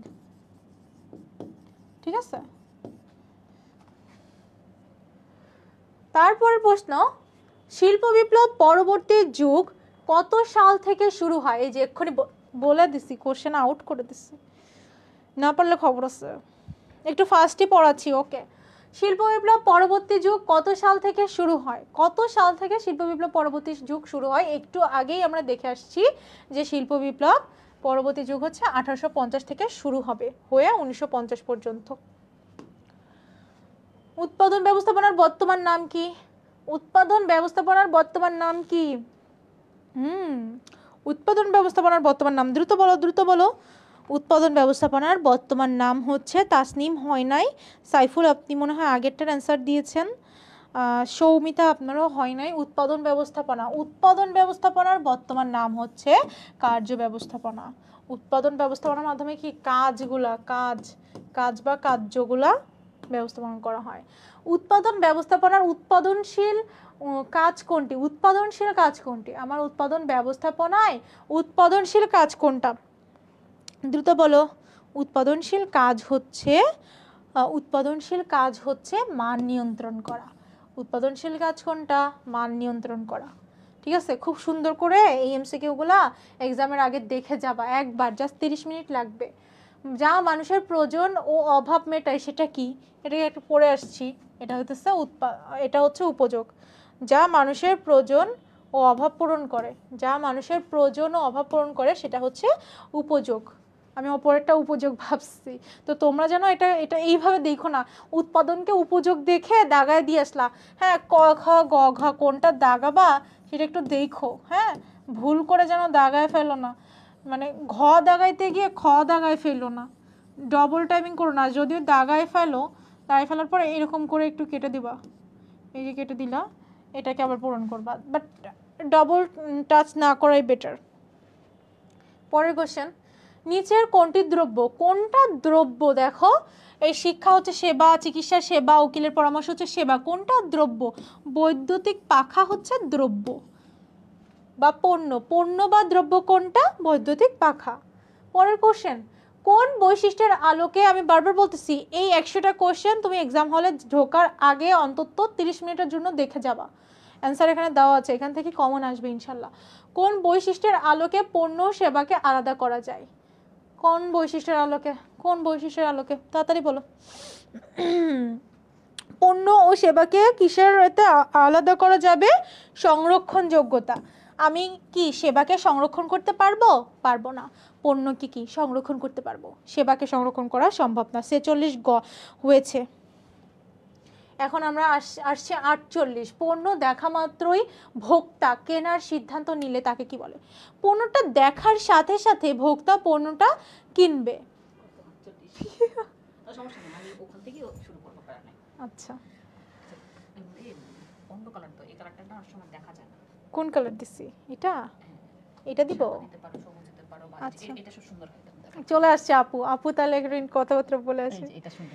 তাই আমি এটা কখনো ইউজ করি না। হ্যালো, দেখো তোমাদের আমি জিকে কুইনকে ধরে নিয়ে এসেছি। আমি এখন একটু পরে ক্লাস নিব। তুমি তো কমার্সে নিচ্ছ, তো আর্টসটা কেন মানে বঞ্চিত কেন হবে বলো? হ্যাঁ, আর্টসের ক্লাস শুরু হবে একটু পরে, 7:30 এ ক্লাস শুরু হবে। এখন তো সবাই তো আমরা ক্লাস করতেছে, তো আমাদের দুই পকি আপুকে অনেক সুন্দর লাগে না? পুকি, তুমি পুকি। এই আপু কিন্তু পুকি। আচ্ছা, এখানে সবাই চিনবে না আমাকে, কারণ সবাই কমার্সের পুরো ক্লাস করতেছে। আপনাকে চিনবে সবাই। না, আমাদের এসিপি পুরো চিনবে, যে তানভীর স্যারের পেসিকে মানে চিনবে না অনেকে। হ্যাঁ, তাতে করো, আমি ওখানে শুরু করব, সমস্যা নেই। আমি একটু কথা বলতেছিলাম তো ওদের সাথে। পণ্য দেখা মাত্রই ভোক্তা কেনার সিদ্ধান্ত নিয়ে ফেলে। কোন পণ্য? এটা হচ্ছে লোভনীয় পণ্য, কারণ কোনো ধরনের পরিকল্পনা থাকে না, কোনো ধরনের পূর্ব পরিকল্পনা কিছুই থাকে না। আমরা কি করি? পণ্যটা দেখার সাথে সাথেই কেনার সিদ্ধান্ত নিয়ে ফেলি। ঠিক আছে, ওকে। পরের কোশ্চেন, জীবন বীমা পলিসি কোন ধরনের পণ্যের অন্তর্ভুক্ত? জীবন বীমা পলিসি কোন পণ্যের অন্তর্ভুক্ত? জীবন বীমা পলিসি যেই পণ্যটা আমার বাজারে আছে কিন্তু আমরা কিনতে চাই না, সেটাই হচ্ছে কি অযাচিত পণ্য। সেটা কি? অযাচিত পণ্য।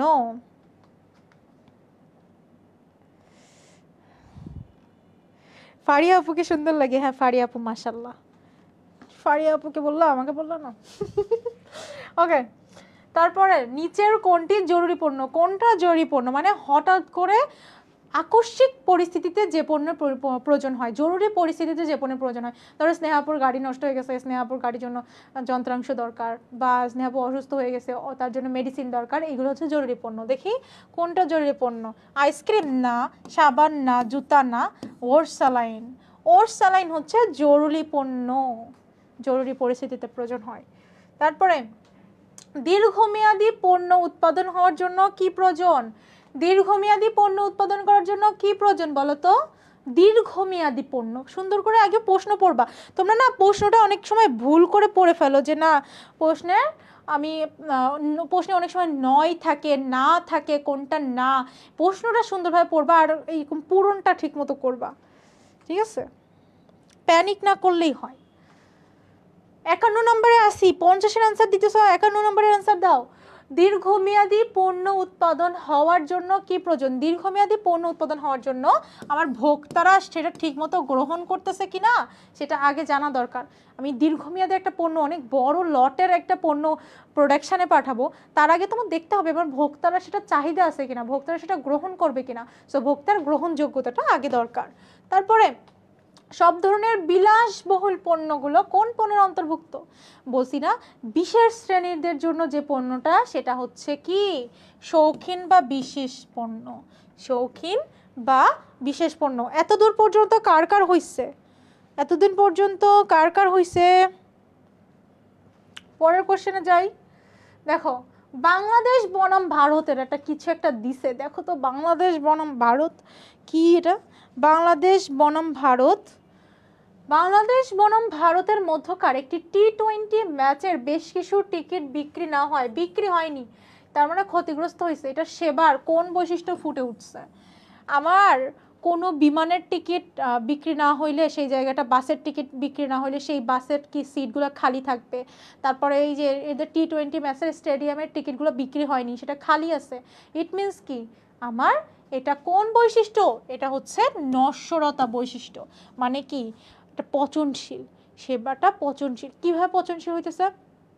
এই যে ধরো আমার আজকে আমার বাসের টিকিট এতগুলো অ্যাভেলেবেল আছে, কিন্তু এর থেকে ধরো 5টা বিক্রি হইল না, কোনো কারণে হইল না, তো এইটা কিন্তু আমি আর পরবর্তীতে পূরণ করতে পারতেছি না। ওই খালি 5 জন খালি নিয়েই কিন্তু যাইতে হবে, খালি থাকবে 5 জন, 5টা সিট, ওই 5টা সিট খালি নিয়েই কিন্তু মুভ করতে হবে। এই বৈশিষ্ট্যকে বলা হয় নশ্বরতা বৈশিষ্ট্য।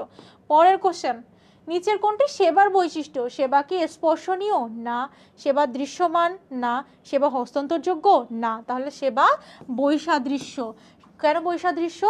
এই যে ডাক্তারের কাছে একসময় তুমি পরামর্শ নিতে গেলা, এক সময় এক এক রকম। আমি কিন্তু পড়াচ্ছি, আজকে ভালো পড়াচ্ছি, কালকে এইভাবে নাও পড়াইতে পারি। আজকে ধরো আমি উপযোগের উদাহরণ দিলাম, পানি দিয়ে উদাহরণ দিলাম না, কালকে আমি দিলাম হচ্ছে এসি দিয়ে। সো এক এক সময় আমি এক এক রকম উদাহরণ দিব, আমার পড়ানোর ধরন এক এক রকম থাকবে। আজকে তোমাদের ক্লাসে আমি যা যা বলতে পারছি, পরের ক্লাসে কি আমি ঠিক একই কথা একদম সমানভাবে সমান এক্সপ্রেশন দিয়ে কি বোঝাতে পারবো? সেবার কি ভিন্নতা আছে, এক এক সময় এক এক রকম হইতে পারে, ঠিক আছে? তারপরের প্রশ্ন, এবার কমেন্ট দেখবো, সে দ্রব্য ও সেবার মধ্যে সাদৃশ্য কোনটা? দ্রব্য সেবা কি উভয় দেখা যায়? মানে সাদৃশ্য বলতে কি, কোনটা মিল? মিল জানতে চাইছে। প্রশ্ন আগে ঠিক করে পড়বা। বৈসাদৃশ্য মানে অমিল, আর সাদৃশ্য মানে মিল। বৈসাদৃশ্য মানে অমিল, তো সাদৃশ্য মানে মিল। দেখি সেবার মধ্যে কোনটা কোনটা মিল। দুইটা সংরক্ষণ করা যায় না? যায় না।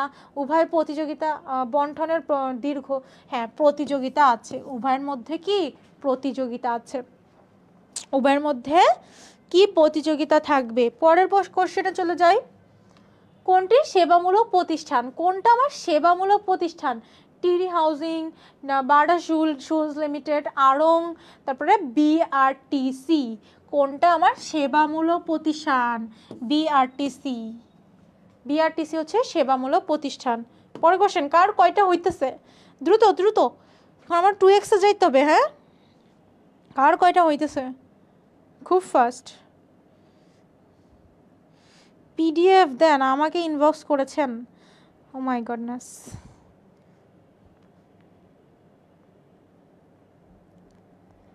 মানে কি আপনারা আমাকে ইনবক্স করেছেন? ফর ইউর কাইন্ড ইনফরমেশন, আমার কাছে না কোনো পিডিএফ থাকে না। আপনারা আমাকে ইনবক্স করলে আমি না পিডিএফ দিতে পারি না। আপনারা তার থেকে রাদার পেজে ইনবক্স করবেন। হ্যাঁ, পেজে আপনারা পিডিএফ পেয়ে যাবেন, অথবা আমার ক্লাসটা হওয়ার পরে আধা ঘন্টা পরে আপনারা এই ক্লাসে আসবেন, আসার পরে দেখবেন ক্যাপশনে পিডিএফ লিঙ্কটা দেওয়া থাকবে, ওখান থেকে পিডিএফটা পেয়ে যাবেন। ঠিক আছে, আর এক্সাম হলে ঢোকার আগে আপনারা এই পিডিএফটা একবার পড়ে যাবেন, দেখবেন অনেক বেটার হবে। হ্যাঁ হ্যাঁ, শিল্প বিপ্লব কোথায় হয়? ইংল্যান্ডে হয়। শিল্প বিপ্লব হয়েছে ইংল্যান্ডে। পারফেক্ট, সবাই অ্যান্সার করতে পারছে। পরের কোশ্চেন, উৎপাদন ব্যবস্থাপনার ইতিহাসে আর শেয়ার করবেন আপনারা প্লিজ। কেন শেয়ার করতে বলতেছে, এটা কিন্তু আমার কোনো লাভ নাই। আপনাকে কোনো কিছু শিখাইতে পারলে আমার কোনো কিছু লাভ নাই, আপনি শিখলেন না শিখলেন আমার কোনো লাভ নাই, কিন্তু আপনি ভালো জিনিস মানুষের মধ্যে যখন আপনি দিবেন, এটা কিন্তু কোনো টাকা লাগতেছে না। আমি কিন্তু টাকা নিচ্ছি না আপনাদের থেকে পড়ানোর জন্য।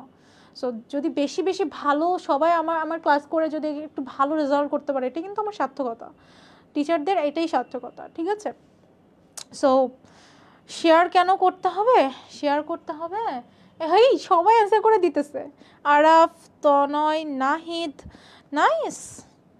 শেয়ার করতে হবে কারণ ভালো কিছু, কল্যাণকর কিছু শেয়ার করলে আপনার কাছে ফিরে আসে।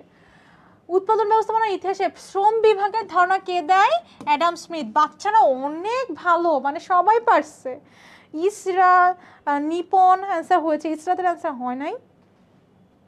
ওকে, নিচের কোনটি গ্রান্ট চার্ট তৈরির উদ্দেশ্য? গ্রান্ট চার্টের সাথে সবসময় কার সম্পর্ক? তাড়াতাড়ি বলেন, অ্যান্সার বলেন। হইছে সময়। গ্রান্ট চার্টের সাথে সবার কার সাথে সম্পর্ক? গ্রান্ট চার্টের সাথে সব সময় সময়ের সম্পর্ক। ঠিক আছে,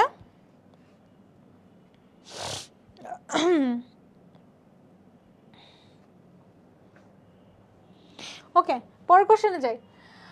উৎপাদন ক্ষেত্রে, এটা আই গেস অনেকেই পারবেন না, চলেন দেখি। উৎপাদন ক্ষেত্রে ইকোনমিক লট সাইজ, এই ইকোনমিক লট সাইজ মডেল কে প্রবর্তন করে বলেন তো? ইকোনমিক লট সাইজ দ্রুত দেখি কেউ পারে কিনা, কেউ একটু ভালো পচা আপু আপনি বলেন সামনে, যদি যাদের মতো সুন্দর কেউ থাকে তাহলে পড়ায় কি মনোযোগ দেওয়া যায়? অপু আপনি ভার্সিটিতে উঠে কি করবেন? মেয়ে দেখবেন না পড়বেন? মেয়ে দেখবেন না আপনি পড়বেন? আপনি মেয়ে দেখা বাদ দিয়ে পড়াটা একটু নেন স্যার। ঠিক আছে স্যার। উৎপাদন ক্ষেত্রে ইকোনমিক লট সাইজ মডেল আমি কিন্তু খুব বেছে বেছে একদম গুরুত্বপূর্ণ, মিউজিক চলে, বেছে বেছে একদম খুব গুরুত্বপূর্ণ এমসিকিউগুলো নিয়ে আসছি। উৎপাদন ক্ষেত্রে ইকোনমিক লট সাইজ মডেল কে প্রবর্তন করে? এফ.ডব্লিউ. হ্যারিস, এটা মনে রাখবেন। পরের কোশ্চেন, পার্টের পূর্ণরূপ কি? এটা খুবই সহজ, কিন্তু এইচএসসিতে আসে, অ্যাডমিশনে আসে। এন্ড আপনারা জেনে রাখবেন এই পার্টের সাথে কার সম্পর্ক? পার্টের সাথে মান নিয়ন্ত্রণের সম্পর্ক। পার্টের সাথে, পার্ট কিসের কৌশল? পার্ট কিন্তু একটা নিয়ন্ত্রণের কৌশল, এইটাও কিন্তু প্রশ্ন আসতে পারে। তো এটা মনে রাখবেন যে হ্যাঁ আপু আপনি পড়াইছেন, এই হচ্ছে টোটাল 100টা এমসিকিউর মধ্যে কমন আসে নাই, তো এই যে এটা থেকেও কিন্তু প্রশ্ন আসতে পারে। পার্ট কিসের সাথে সম্পর্কিত? পার্ট কিসের কৌশল? মান নিয়ন্ত্রণের একটা কৌশল। সো এটা তো কমন সেন্স, যেটা ক্লাস করবে তারাই পাবে। শুধু পিডিএফ দেখে কি সবাই কমন সব পাবে? সবার জন্য কি পিডিএফ পড়লেই হয়ে যাবে? তাহলে আমি কত কষ্ট করে ক্লাস নিতেছি, আমার পরীক্ষার মধ্যে ক্লাস নিতেছি, সো ক্লাস করতে হয়, নাহলে কিন্তু এগুলো বোঝা যায় না। পার্ট কিসের কৌশল? মান নিয়ন্ত্রণের কৌশল। এখন দেখি প্রোগ্রাম ইভালুয়েশন রিভিউ টেকনিক, এইটা হবে না, ইরেস হবে না, ইভালুয়েশন হবে, তারপরে দেখতেছি এই ইভালুয়েশন হবে, দেখি program evaluation and review technology তো হবে না, এই টেকনোলজি বাদ, এটা টেকনিক। প্রোগ্রাম ইভালুয়েশন রিভিউ, এখানে প্রোগ্রাম ইভালুয়েশন অ্যান্ড রিভিউ, এই টেকনোলজি হবে না, তাহলে অ্যান্সার কোনটা? Program evaluation and review technique. আগে বাদ দেওয়ার খেলা শিখেন স্যার, বাদ দেওয়ার খেলা যদি আপনি পারেন বেটার। বাদ দিতে হবে, এমসিকিউতে বাদ দেওয়া শিখেন, যেটা আপনি কনফিউশন সেটা আপনাকে বাদ দেওয়া শিখাইলাম। এটা কিন্তু আমি একবারেই বলে দিতে পারতাম, কিন্তু বলি নাই, কারণ মাঝে মাঝে আমি আমার ট্রিক্সও শেখাচ্ছি। এই আমি আজকে 200 স্টুডেন্ট নিয়ে শুরু করছিলাম, এখন দেখি হচ্ছে প্রায় আপনার 300-র মতো স্টুডেন্ট লাইভে। নাইস, আপনারা আমাকে মোটিভেটেড রাখতে পারতেছেন, ইট মিনস আপনারা বেটার কিছু পাচ্ছেন। কাস্টমাইজেশনের মৌলিক দিক কোনটি? কাস্টমাইজেশনের মৌলিক দিক কোনটা? কাস্টমাইজেশন বা ক্রেতা কেন্দ্রিকতা কাকে বলে? আমি যেটা চাচ্ছে, যে কাস্টমার যেরকম তার রুচি পছন্দ অনুযায়ী তাকে সেটা দিব, দেখি কোনটা? সেটা হইতেছে ক্রেতার প্রয়োজন মতো পণ্য উৎপাদন করা। কাস্টমার যেটা চাচ্ছে সেই অনুযায়ী পণ্য উৎপাদন করতে পারাকে বলে কাস্টমাইজেশন বা ক্রেতা কেন্দ্রিকতা। ওকে, কাস্টমাইজেশনে কোন বিষয়টিকে প্রাধান্য দেওয়া হয়? কাস্টমাইজেশনে বা ক্রেতা কেন্দ্রিকতায় কোন বিষয়টিকে প্রাধান্য দেওয়া হয়? আমি বলছি আমার ক্রেতা বা ভোক্তাদের পছন্দ, রুচি, চাহিদা এগুলোকে প্রাধান্য দেওয়া হয়, ক্রেতার চাহিদা। পরের কোশ্চেন। এই আমরা কিন্তু শেষের দিকে চলে আসছি। পণ্য ডিজাইনের স্তর কয়টা? পণ্য যে আমরা ডিজাইন করি, পণ্য ডিজাইনের স্তর আছে। আপনারা জানেন পণ্য ডিজাইনের স্তর কয়টা ও কি কি? পণ্য ডিজাইনের স্তর কয়টা ও কি কি? দেখি, কান্নাকাটি করেন কেন? হইতেছে না? না হইলেও কোনো সমস্যা নাই, একটু ক্লাস, আরে বাবা ক্লাস করেন। পণ্য ডিজাইনের স্তর কয়টি? পণ্য ডিজাইনের স্তর হচ্ছে 5টি। প্রথমে কি ধারণা উন্নয়ন করে, তারপরে কি বিশ্লেষণ করে, তারপরে দুইটার মধ্যে পার্থক্য করে একটা নেয়, তারপরে পরীক্ষামূলক উৎপাদন করে, তারপরে কি করে চূড়ান্ত পণ্য উৎপাদন করে। সো পণ্য ডিজাইনের স্তর কয়টি? 5টি। পণ্য ডিজাইনের স্তর 5টি, মনে রাখবেন। বাংলাদেশের পণ্য ডিজাইনের ক্ষেত্রে নিচের কোনটিকে গুরুত্ব দিতে হয়? বাংলাদেশের পণ্য ডিজাইন করার জন্য কোনটাকে গুরুত্ব দিবেন? বাংলাদেশের মানুষের কি অনেক টাকা পয়সা আছে? নাই তো। বাংলাদেশের মানুষের ক্রয় ক্ষমতা যেরকম সেই রকম আমার পণ্যটা উৎপাদন করতে হবে। সো বাংলাদেশের পণ্য ডিজাইনের ক্ষেত্রে কোনটিকে গুরুত্ব দিব? আমি ক্রেতাদের ক্রয় ক্ষমতা, তারা কতটা অ্যাফোর্ড করতে পারে সেই অনুযায়ী আমি পণ্যটা কি করব? ডিজাইন করব। কিভাবে? কারোর জন্য হচ্ছে খুব 50 কেজি যে চাল কিনতে পারে তার জন্য 50 কেজি চালের বস্তা, যে 25 কেজি কিনতে পারে তার জন্য 25 কেজি, যে 1 কেজি কিনতে পারে তার জন্য 1 কেজি। সো পণ্য ডিজাইন, তারপরে হচ্ছে পর্যায়িতকরণ আমরা এইভাবেই করব যেন আমার ক্রয় ক্ষমতা অনুযায়ী মানুষ নিতে পারে। পরের কোশ্চেন। পণ্যের কাঠামোগত বিষয় নির্ধারণ করাকে কি বলে? পণ্যের কাঠামোগত বিষয় নির্ধারণ করব। কি গত? পণ্যের কাঠামোগত। পণ্যটা কাঠামোগতভাবে কীরকম হবে? তার মানে কি? পণ্যের বাহ্যিক ডিজাইন। কাঠামোগত বলতে কি? কাঠামোগত বলতে পণ্যের ডিজাইনটা কীরকম হবে। তাহলে এটার অ্যান্সার কি হবে? পণ্য ডিজাইন। অ্যান্সার করেন দ্রুত, অ্যান্সার দেখতেছি। নাহিদ, ইশরাত, তারপরে হইতেছে মোহাম্মদ বুইজন ভুইয়ান নাকি নামের, হিজাবি কুইন। হ্যাঁ, অ্যান্সার হয়েছে আপনাদের। পণ্যের কাঠামোগত বিষয় নির্ধারণ করাকে কি বলবে? কাঠামোগত বলতে কি? বাহ্যিক দিক থেকে কেমন হবে পণ্য ডিজাইন। পরের কোশ্চেন। পণ্যের আকার আকৃতি বা গুণাগুণ পরিবর্তন না করে, ভালো করে দেখবেন, আকার আকৃতি গুণাগুণ আমি পরিবর্তন করতেছি না, শুধু বাহ্যিক পরিবর্তনের মাধ্যমে পণ্যকে, বাইরের আবরণটা পরিবর্তন করে মানুষকে আকর্ষণীয় করতে চাচ্ছে। ইট মিনস এটা কি বাইরের প্যাকেজিং পরিবর্তন করতেছে না, এটা হচ্ছে প্যাকেজিং বা প্যাকিং ডিজাইন। শুধুমাত্র বাহ্যিক পরিবর্তন করে মানুষকে আকর্ষণীয় করার চেষ্টা করতেছে, এটা কি?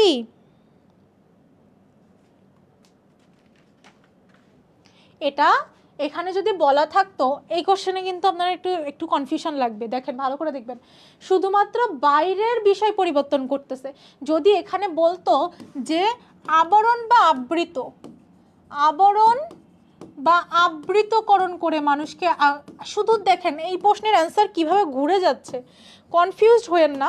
এই প্রশ্নের অ্যান্সার যদি বলতো যে শুধু আবরণ বা আবৃত পরিবর্তন করে মানুষকে আকর্ষণীয় করার চেষ্টা করতেছে, তখন সেটা প্যাকেটিং বা প্যাকেজিং ডিজাইন হতো। কিন্তু এখানে কিন্তু বলে নাই, এখানে শুধু বলতেছে যে বাহ্যিক পরিবর্তনের মাধ্যমে পণ্যকে আকর্ষণীয় করে। তো এই দুইটা কিন্তু অনেক কনফিউশন লাগে। এই দুইটা আবার কি কি বললাম ভালো করে খেয়াল করেন। যখন শুধু বলবে বাহ্যিক পরিবর্তনের মাধ্যমে পণ্যকে আকর্ষণীয় করে তোলার চেষ্টা করা, তখন সেটা হবে নান্দনিক। আর যখন উল্লেখ থাকবে, যখন এই প্যাকেজিং ডিজাইনটা হবে, তখন কিন্তু উল্লেখ থাকবে আবরণ বা আবৃত, বাহ্যিক আবরণ বা আবৃত। এই কথা উল্লেখ না থাকলে কখনোই আপনারা প্যাকেজিংয়ে ফল করবেন না। প্যাকেজিং ডিজাইনে কখন ফল করবেন? যখন এই আবরণ বা আবৃত দেওয়া থাকবে, না দেওয়া থাকলে সেটা হবে নান্দনিক। এই কনফিউজিং কোশ্চেন। আপনারা বলবেন হ্যাঁ আমার সব হয়েছে, সব হয়েছে, এখন হইতেছে আমার ফেল দিয়ে রাখছে, এই যে আন্দোলন করতেছে। তো এই দেখেন কোথায় প্রশ্নের ভুল আছে। পণ্য ডিজাইন কত প্রকার? পণ্য ডিজাইন কয় প্রকার হয় আমাদের? পণ্য ডিজাইন কয়ভাবে করা যায়? পণ্য ডিজাইন কিন্তু 4 রকমের। এই প্যাকেজিং, নান্দনিক, ক্রিয়াগত বা ব্যবহারিক, এইগুলো মিলে পণ্য ডিজাইন 4 রকমের। পণ্য ডিজাইন প্রক্রিয়ার সর্বশেষ ধাপ কোনটি? পণ্য ডিজাইন প্রথমে ধারণা উন্নয়ন করবে, তারপরে সব কিছু বিশ্লেষণ করে একটা সিলেক্ট করবে, সিলেক্ট করে পরীক্ষামূলক উৎপাদন করে সবার শেষে সর্বশেষ ধাপ হচ্ছে চূড়ান্তভাবে উৎপাদন করবে। আমি ম্যাজিক পেনটা যখন বানাবো আগে হচ্ছে আমি এটা নিয়ে ধারণা নিব, তারপরে সেটা নিয়ে আমি বাজারে বিশ্লেষণ করব, তারপরে সেখান থেকে আমি একটা ধারণাকে চুজ করে অল্প পরিমাণে পরীক্ষামূলক উৎপাদন করে দেখব, আর শেষে যদি আমার পরীক্ষামূলক উৎপাদন ঠিকঠাক থাকে আমি কি করব, শেষে চূড়ান্ত উৎপাদন করে দিব। সো এই জন্য সর্বশেষ ধাপ হচ্ছে চূড়ান্ত উৎপাদন। হচ্ছে পরের কোশ্চেন, নিচের কোনটি পণ্য ডিজাইনের অন্তর্ভুক্ত? কোনটা পণ্য ডিজাইনের অন্তর্ভুক্ত? ট্রাস্ট মি, আজকে টপ 100 MCQ আপনি পরীক্ষার হলে ঢোকার আগে জাস্ট 30 থেকে 40 মিনিট সময় ব্যয় করে ক্লাসটা করলে অনেক ভালো, আর না করলে আপনি পিডিএফটা একবার পড়ে যাবেন, তাহলে কি হবে, আপনার ইনশাল্লাহ এখান থেকে কমন আসবে, কারণ আমি সেভাবেই তৈরি করছি। আর 30টা করে MCQ আছে, আই গেস আমাদের হয়ে যাবে। নিচের কোনটি পণ্য ডিজাইনের অন্তর্ভুক্ত? পণ্য ডিজাইনের অন্তর্ভুক্ত কোনটি? পণ্য সংরক্ষণ, পণ্য বন্টন, পণ্য গবেষণা নাকি পণ্য সারি, কোনটা বলেন তো? পণ্য ডিজাইনের অন্তর্ভুক্ত কোনটি? আমি বললাম কিন্তু আমি যখন এই ম্যাজিক পেনটা বানাবো, এই পণ্যটা যখন বানাবো তখন সেটা নিয়ে আমার গবেষণা করতে হবে। ইট মিনস এটা হইতেছে আমার পণ্য ডিজাইনের একটা পার্ট, বুঝতে পারলাম? পরের কোশ্চেনে যাই, 71 নম্বর কোশ্চেন, 71 নম্বর কোশ্চেন অ্যান্সার করেন কে কে আছেন? ইফতেকার, বাঁধন, আনজারা হইলে আরো সুন্দর হতো। নান্দনিক ডিজাইনের গুরুত্ব দেওয়া হয়, নান্দনিক ডিজাইনে কোনটাকে গুরুত্ব দেওয়া হয়? আমি কিন্তু নান্দনিক ডিজাইন আর প্যাকেজিং ডিজাইনকে পার্থক্য করে দিছি, ডিফারেন্সিয়েট করে দিছি। তো নান্দনিক ডিজাইনের গুরুত্ব কিছু বলবা? নান্দনিক ডিজাইন, হ্যাঁ কমেন্ট তো দেখছি।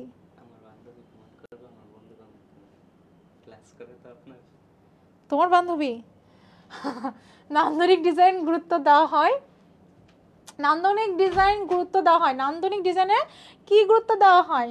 বাহ্যিক সৌন্দর্য, আকর্ষণীয়তাকে, নাকি হচ্ছে উৎপাদন ব্যয়কে, নাকি পণ্যের মানকে? নান্দনিকে আমার সব থেকে বেশি গুরুত্ব দেওয়া হয় কোনটাকে? বাইরের সৌন্দর্যকে। নান্দনিকে আমার সব থেকে বেশি গুরুত্ব দেওয়া হয় আমার বাইরে কেমন দেখা যাচ্ছে, পণ্যের ভেতরে প্যাকেটে কোনো পরিবর্তন করব না, ভেতরের কোনো কিছু পরিবর্তন করব না, বাইরে কোনো কিছু পরিবর্তন করব না, শুধু বাহ্যিক সৌন্দর্যকে আমি যখন বাড়াবো তখন সেটা হচ্ছে নান্দনিক ডিজাইন। বাজার গবেষণা পণ্য ডিজাইনের কোন পর্যায়ের অন্তর্ভুক্ত? বাজার গবেষণা কখন করি আমরা? বাজার গবেষণা কিন্তু আমরা যখন করি তখন কি করি? ধারণা উন্নয়ন করি। বাজার গবেষণা পণ্য ডিজাইনের কোন পর্যায়ের অন্তর্ভুক্ত? ধারণা উন্নয়ন। এই দাঁড়াও, আমি আজকে 1 ঘন্টা 22 মিনিট ক্লাস নিতেছি, বাট স্টুডেন্ট স্টিল নাও মানে প্রায় 300-র কাছাকাছি।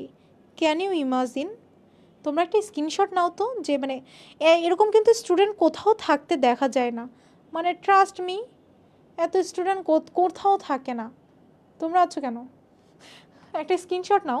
মানে আমি শুরু করছি, সে যত স্টুডেন্ট নিয়ে তত স্টুডেন্টরাই আছে, মানে আমার সাথে আমি যত স্টুডেন্ট নিয়ে শুরু করছি তত স্টুডেন্টই আছে, যত স্টুডেন্ট নিয়ে শুরু করছি তত স্টুডেন্টই আছে, বুঝছো? মানে যা নিয়ে শুরু করছি তাই আছে, এখনো যায় নাই।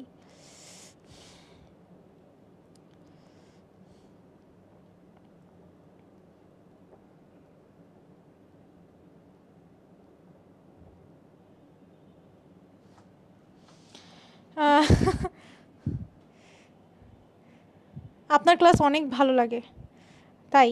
আচ্ছা, বাজার গবেষণা পণ্য ডিজাইনের কোন পর্যায়ের অন্তর্ভুক্ত? ধারণা উন্নয়ন। ধারণা উন্নয়ন করার সময় আমরা কি করি? ধারণা উন্নয়ন করার সময় আমরা কিন্তু বাজারটা গবেষণা করি, সেই পণ্যটা চাহিদা আছে কিনা, সেই পণ্যটা কারা কিনবে, কোথায় আমি দিলে ভালো হয়, আমার মার্কেটটা বা দোকানটা, সব কিছু গবেষণা করি। তারপরে পণ্য ডিজাইন প্রক্রিয়ায় ধারণা উন্নয়ন কিসের সাথে সম্পৃক্ত? ধারণা উন্নয়ন, পণ্য ডিজাইনে আমি ধারণা উন্নয়ন কিসের সাথে সম্পৃক্ত? কিসের সাথে সম্পৃক্ত? এটা মধ্যস্থ ব্যবসায়ী, উৎপাদনমুখী, নাকি কি বলো তো? কিসের সাথে সম্পৃক্ত? এই যে ধারণা উন্নয়নটা কাদের জন্য করি? আমি এই গবেষণাটা কিন্তু আমার ভোক্তাদের জন্য বা আমার ক্রেতাদের জন্য করি। আমি যখন ধারণা উন্নয়ন মানে আমি গবেষণা করতেছি, কাদের নিয়ে করব? ক্রেতা বা ভোক্তাদের নিয়ে করব।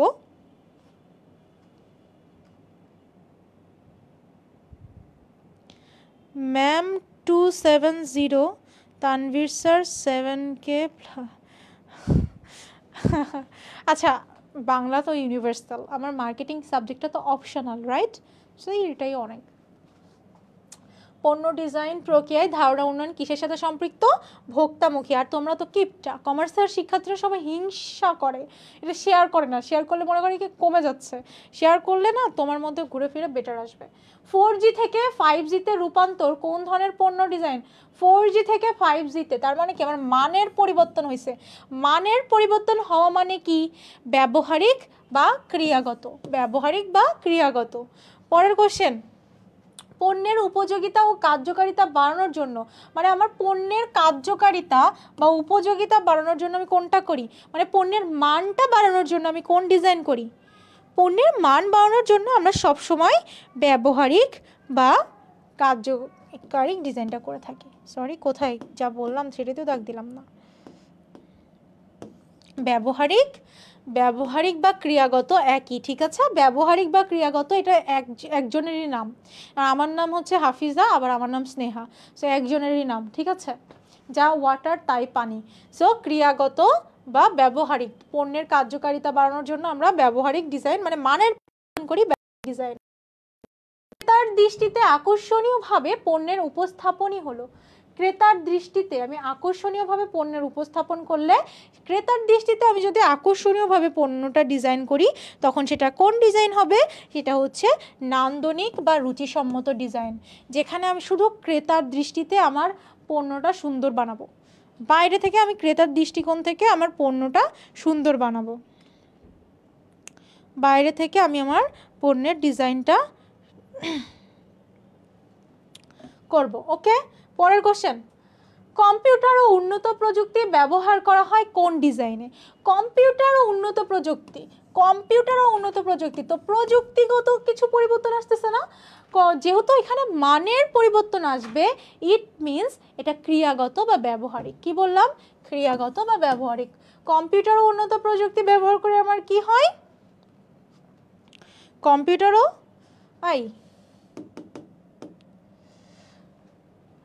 যখন মানের পরিবর্তন হবে, আরে আসতে দাও, যখন মানের পরিবর্তন হবে আমি মানটাকে আপগ্রেড করব বা আমার সেটার ওই ডিজাইনের মধ্যে আমার কোনো কিছু চেঞ্জ করব যেটা হচ্ছে আমার মানটাকে বেশি বাড়াবে, সেটা হবে ব্যবহারিক বা ক্রিয়াগত। কিন্তু যখন এই কম্পিউটার ও উন্নত প্রযুক্তি কানেক্টেড থাকবে, প্রযুক্তির সাথে সবসময় উৎপাদন, কারণ আমার যখন প্রযুক্তি আপডেটেড থাকবে, এই যে আমাদের ক্লাসরুমটা অনেক বেশি আপডেটেড, ইট মিনস কি আমাদের উৎপাদনটা বা আমাদের সেবার এটা অনেক বেশি বেটার হয়, রাইট?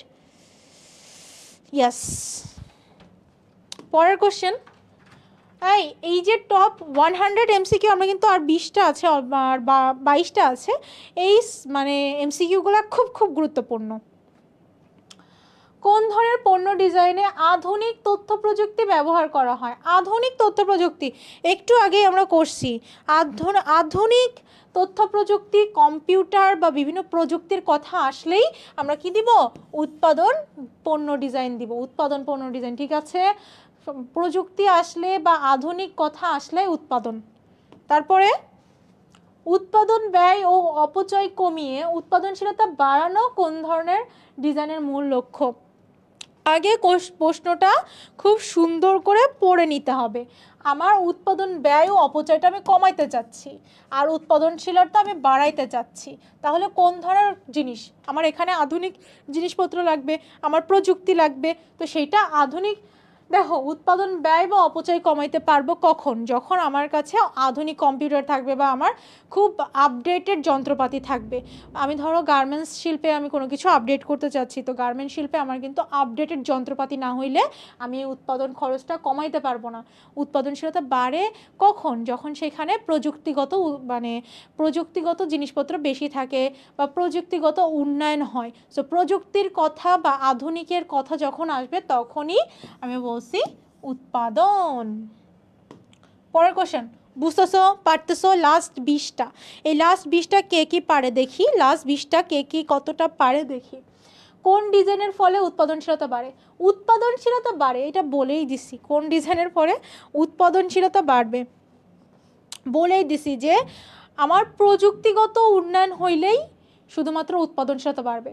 উৎপাদনশীলতার কার সাথে কার সম্পর্ক? উৎপাদনের সম্পর্ক। উৎপাদনশীলতার সাথে উৎপাদন ডিজাইনের সম্পর্ক। ক্লিয়ার? এতটুকু ক্লিয়ার? উৎপাদনের সাথে কার সম্পর্ক? উৎপাদনের সম্পর্ক। পণ্যকে ক্ষয়ক্ষতির হাত থেকে রক্ষা করার জন্য যে ডিজাইন করা হয়, আমি পণ্যটা যেন সুরক্ষিত অবস্থায় তোমার কাছে পাঠিয়ে দিতে পারি। আমার পণ্য ধরো একটা কাচের কোনো কিছু, এখানে যদি আমি ভালো করে প্যাকেজিং না করি তা ভেঙে যাবে রাস্তায় যাইতে গেলে, রাইট?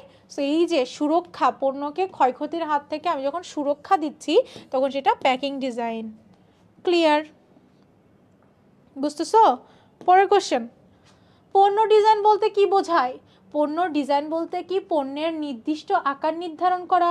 হ্যাঁ, অলংকার নির্ধারণ, প্যাটার্ন নির্ধারণ। কি হবে বলো তো? পণ্য ডিজাইন বলতে আমরা কি বোঝাচ্ছি? সবগুলো। কেন? পণ্যের নির্দিষ্ট আকার নির্ধারণ করি, পণ্যের অলংকার নির্ধারণ করি, মানে কি পণ্যটা বাহ্যিক দিক থেকে কেমন হবে, পণ্যের প্যাটার্নও নির্ধারণ করি। তো পণ্য ডিজাইন করার সময় আমরা পণ্যের ইন ডিটেলস সব কিছুই করি। সো এই জন্য সবগুলো। তারপরে কোশ্চেন, পণ্য ডিজাইনের পর্যায় কি কি? পণ্য ডিজাইনের যে আমি বলছি যে 5টা ধাপ আছে, সেই 5টা ধাপের মধ্যে কি উদ্যোগ গ্রহণ, সামর্থ্য বিশ্লেষণ, কিন্তু অর্থায়ন কিন্তু না। কারণ আমরা জানি প্রথমে আমরা ধারণা উন্নয়ন করব, তারপরে সেই পণ্যটা বা সামর্থ্য বিশ্লেষণ করব, তারপরে হচ্ছে কি আমি মূল্যায়ন করে একটা সিলেক্ট করব, তারপরে পরীক্ষামূলক উৎপাদন করে চূড়ান্ত উৎপাদনে যাব। সো এখানে কিন্তু কোনো ধাপের মধ্যে অর্থায়নটা নাই। সো এই জন্য এটা হবে না। 3 নম্বর যার সাথে আছে সেগুলোর একটা অ্যান্সার হবে না। সো 1 আর 2 অ্যান্সার হবে। পারছো? পরের কোশ্চেন, পণ্য ডিজাইনের উদ্দেশ্য কি? পণ্য ডিজাইনের উদ্দেশ্য উপযোগ বৃদ্ধি হইতে পারে, আকর্ষণ সৃষ্টি হইতে পারে। পণ্যের মূল্য বৃদ্ধি কি পণ্য ডিজাইন করার উদ্দেশ্য? পণ্যের মূল্য বাড়ানো কি উদ্দেশ্য আমাদের? পণ্য ডিজাইন করি কি আমরা পণ্যের মূল্য বাড়ানোর উদ্দেশ্যে? কখনোই না। তার মানে এই 3 নম্বরটা হবে না। তার মানে 1 আর 2 অ্যান্সার হবে। পরের কোশ্চেন, লাস্টের দিকে দেখি কে কে পারো। পণ্য ডিজাইনের দ্বিতীয় ধাপে কি করা হয়? 2 নম্বর ধাপটা কি? 2 নম্বর ধাপে আমরা কি করি? সামর্থ্য বিশ্লেষণ। 2 নম্বর ধাপটা কি? সামর্থ্য বিশ্লেষণ। সামর্থ্য বিশ্লেষণে আমরা কি করি? বাজার গবেষণা করি। পণ্যের বাজার গবেষণা মানে কি? পণ্যের সম্ভাব্য চাহিদা নির্ধারণ করা। অভ্যন্তরীণ সামর্থ্য,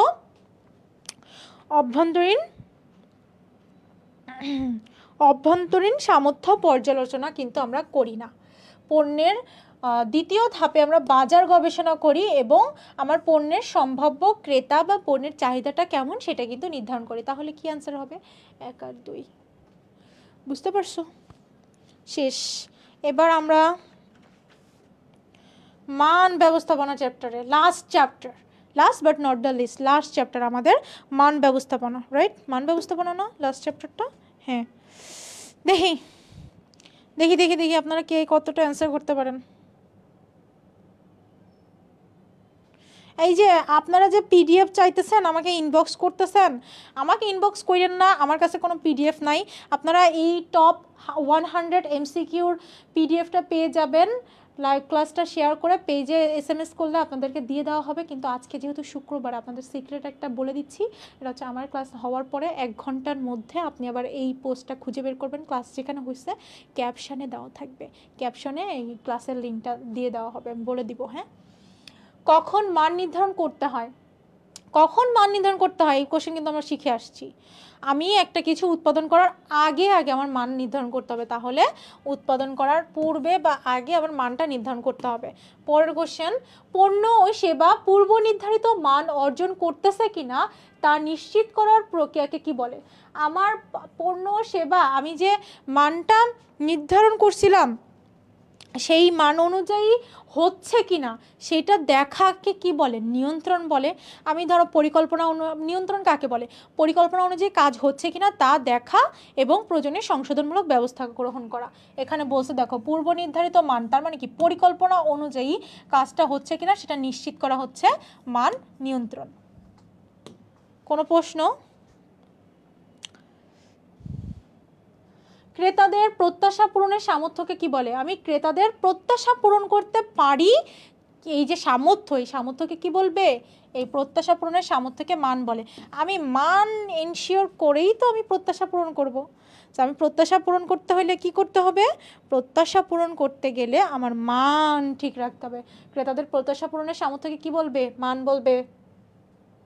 মান কি? এই আবার সেই কোশ্চেন আসছে, মান কি? বলো বলো, মান কি? মান হচ্ছে পণ্যের অন্তর্নিহিত বৈশিষ্ট্য, পণ্যের মধ্যের, অন্তর্নিহিত মানে কি? মধ্যের বৈশিষ্ট্য, পণ্যের মধ্যের কিছু বৈশিষ্ট্য। ধরো আমি এই যে ম্যাজিক পেন বানাবো, এই ম্যাজিক পেনের বেশ কিছু বৈশিষ্ট্য থাকতে হবে, না হলে কি এই এই ম্যাজিক পেন তোমরা কিনবা, এই ম্যাজিক পেনের মধ্যে কিছু বৈশিষ্ট্য থাকতে হবে ভালো ভালো। সো মান হচ্ছে পণ্যের অন্তর্নিহিত বৈশিষ্ট্য। পরের কোশ্চেন, 90 নম্বর কোশ্চেন, লাস্ট। ওকে, লাস্টে চলে আসছি আমরা। সার্বিক মান ব্যবস্থাপনার দর্শন নিচের কোনটি? সার্বিক মান ব্যবস্থাপনার দর্শন কোনটা? সার্বিক মান ব্যবস্থাপনার দর্শন কি? সার্বিক মান ব্যবস্থাপনা মানে সব কিছু আমার ঠিকঠাকভাবে হচ্ছে কিনা সেটা দেখা। তো মানের ধারাবাহিক উন্নয়ন, মানের ধারাবাহিক উন্নয়ন হইলে আমার সার্বিক মান ব্যবস্থাপনা হয়। সার্বিক মান ব্যবস্থাপনা কখন হয়? মানের ধারাবাহিক উন্নয়ন হলে। কোনটি মান নিয়ন্ত্রণের উদ্দেশ্য? মান নিয়ন্ত্রণের উদ্দেশ্য কি? মান নিয়ন্ত্রণ উদ্দেশ্য হচ্ছে আমি মানে গুণগত মান বাড়ানো। কোনটা বলো? আমি বলে দিতেছি কেন, তোমাদের একটু সুযোগ দিতেছি না কেন? বলে দিচ্ছি অ্যান্সার। আপু আজকে আমাকে ইগনোর করতেছেন না ফাহাদ? ইগনোর করবো কেন?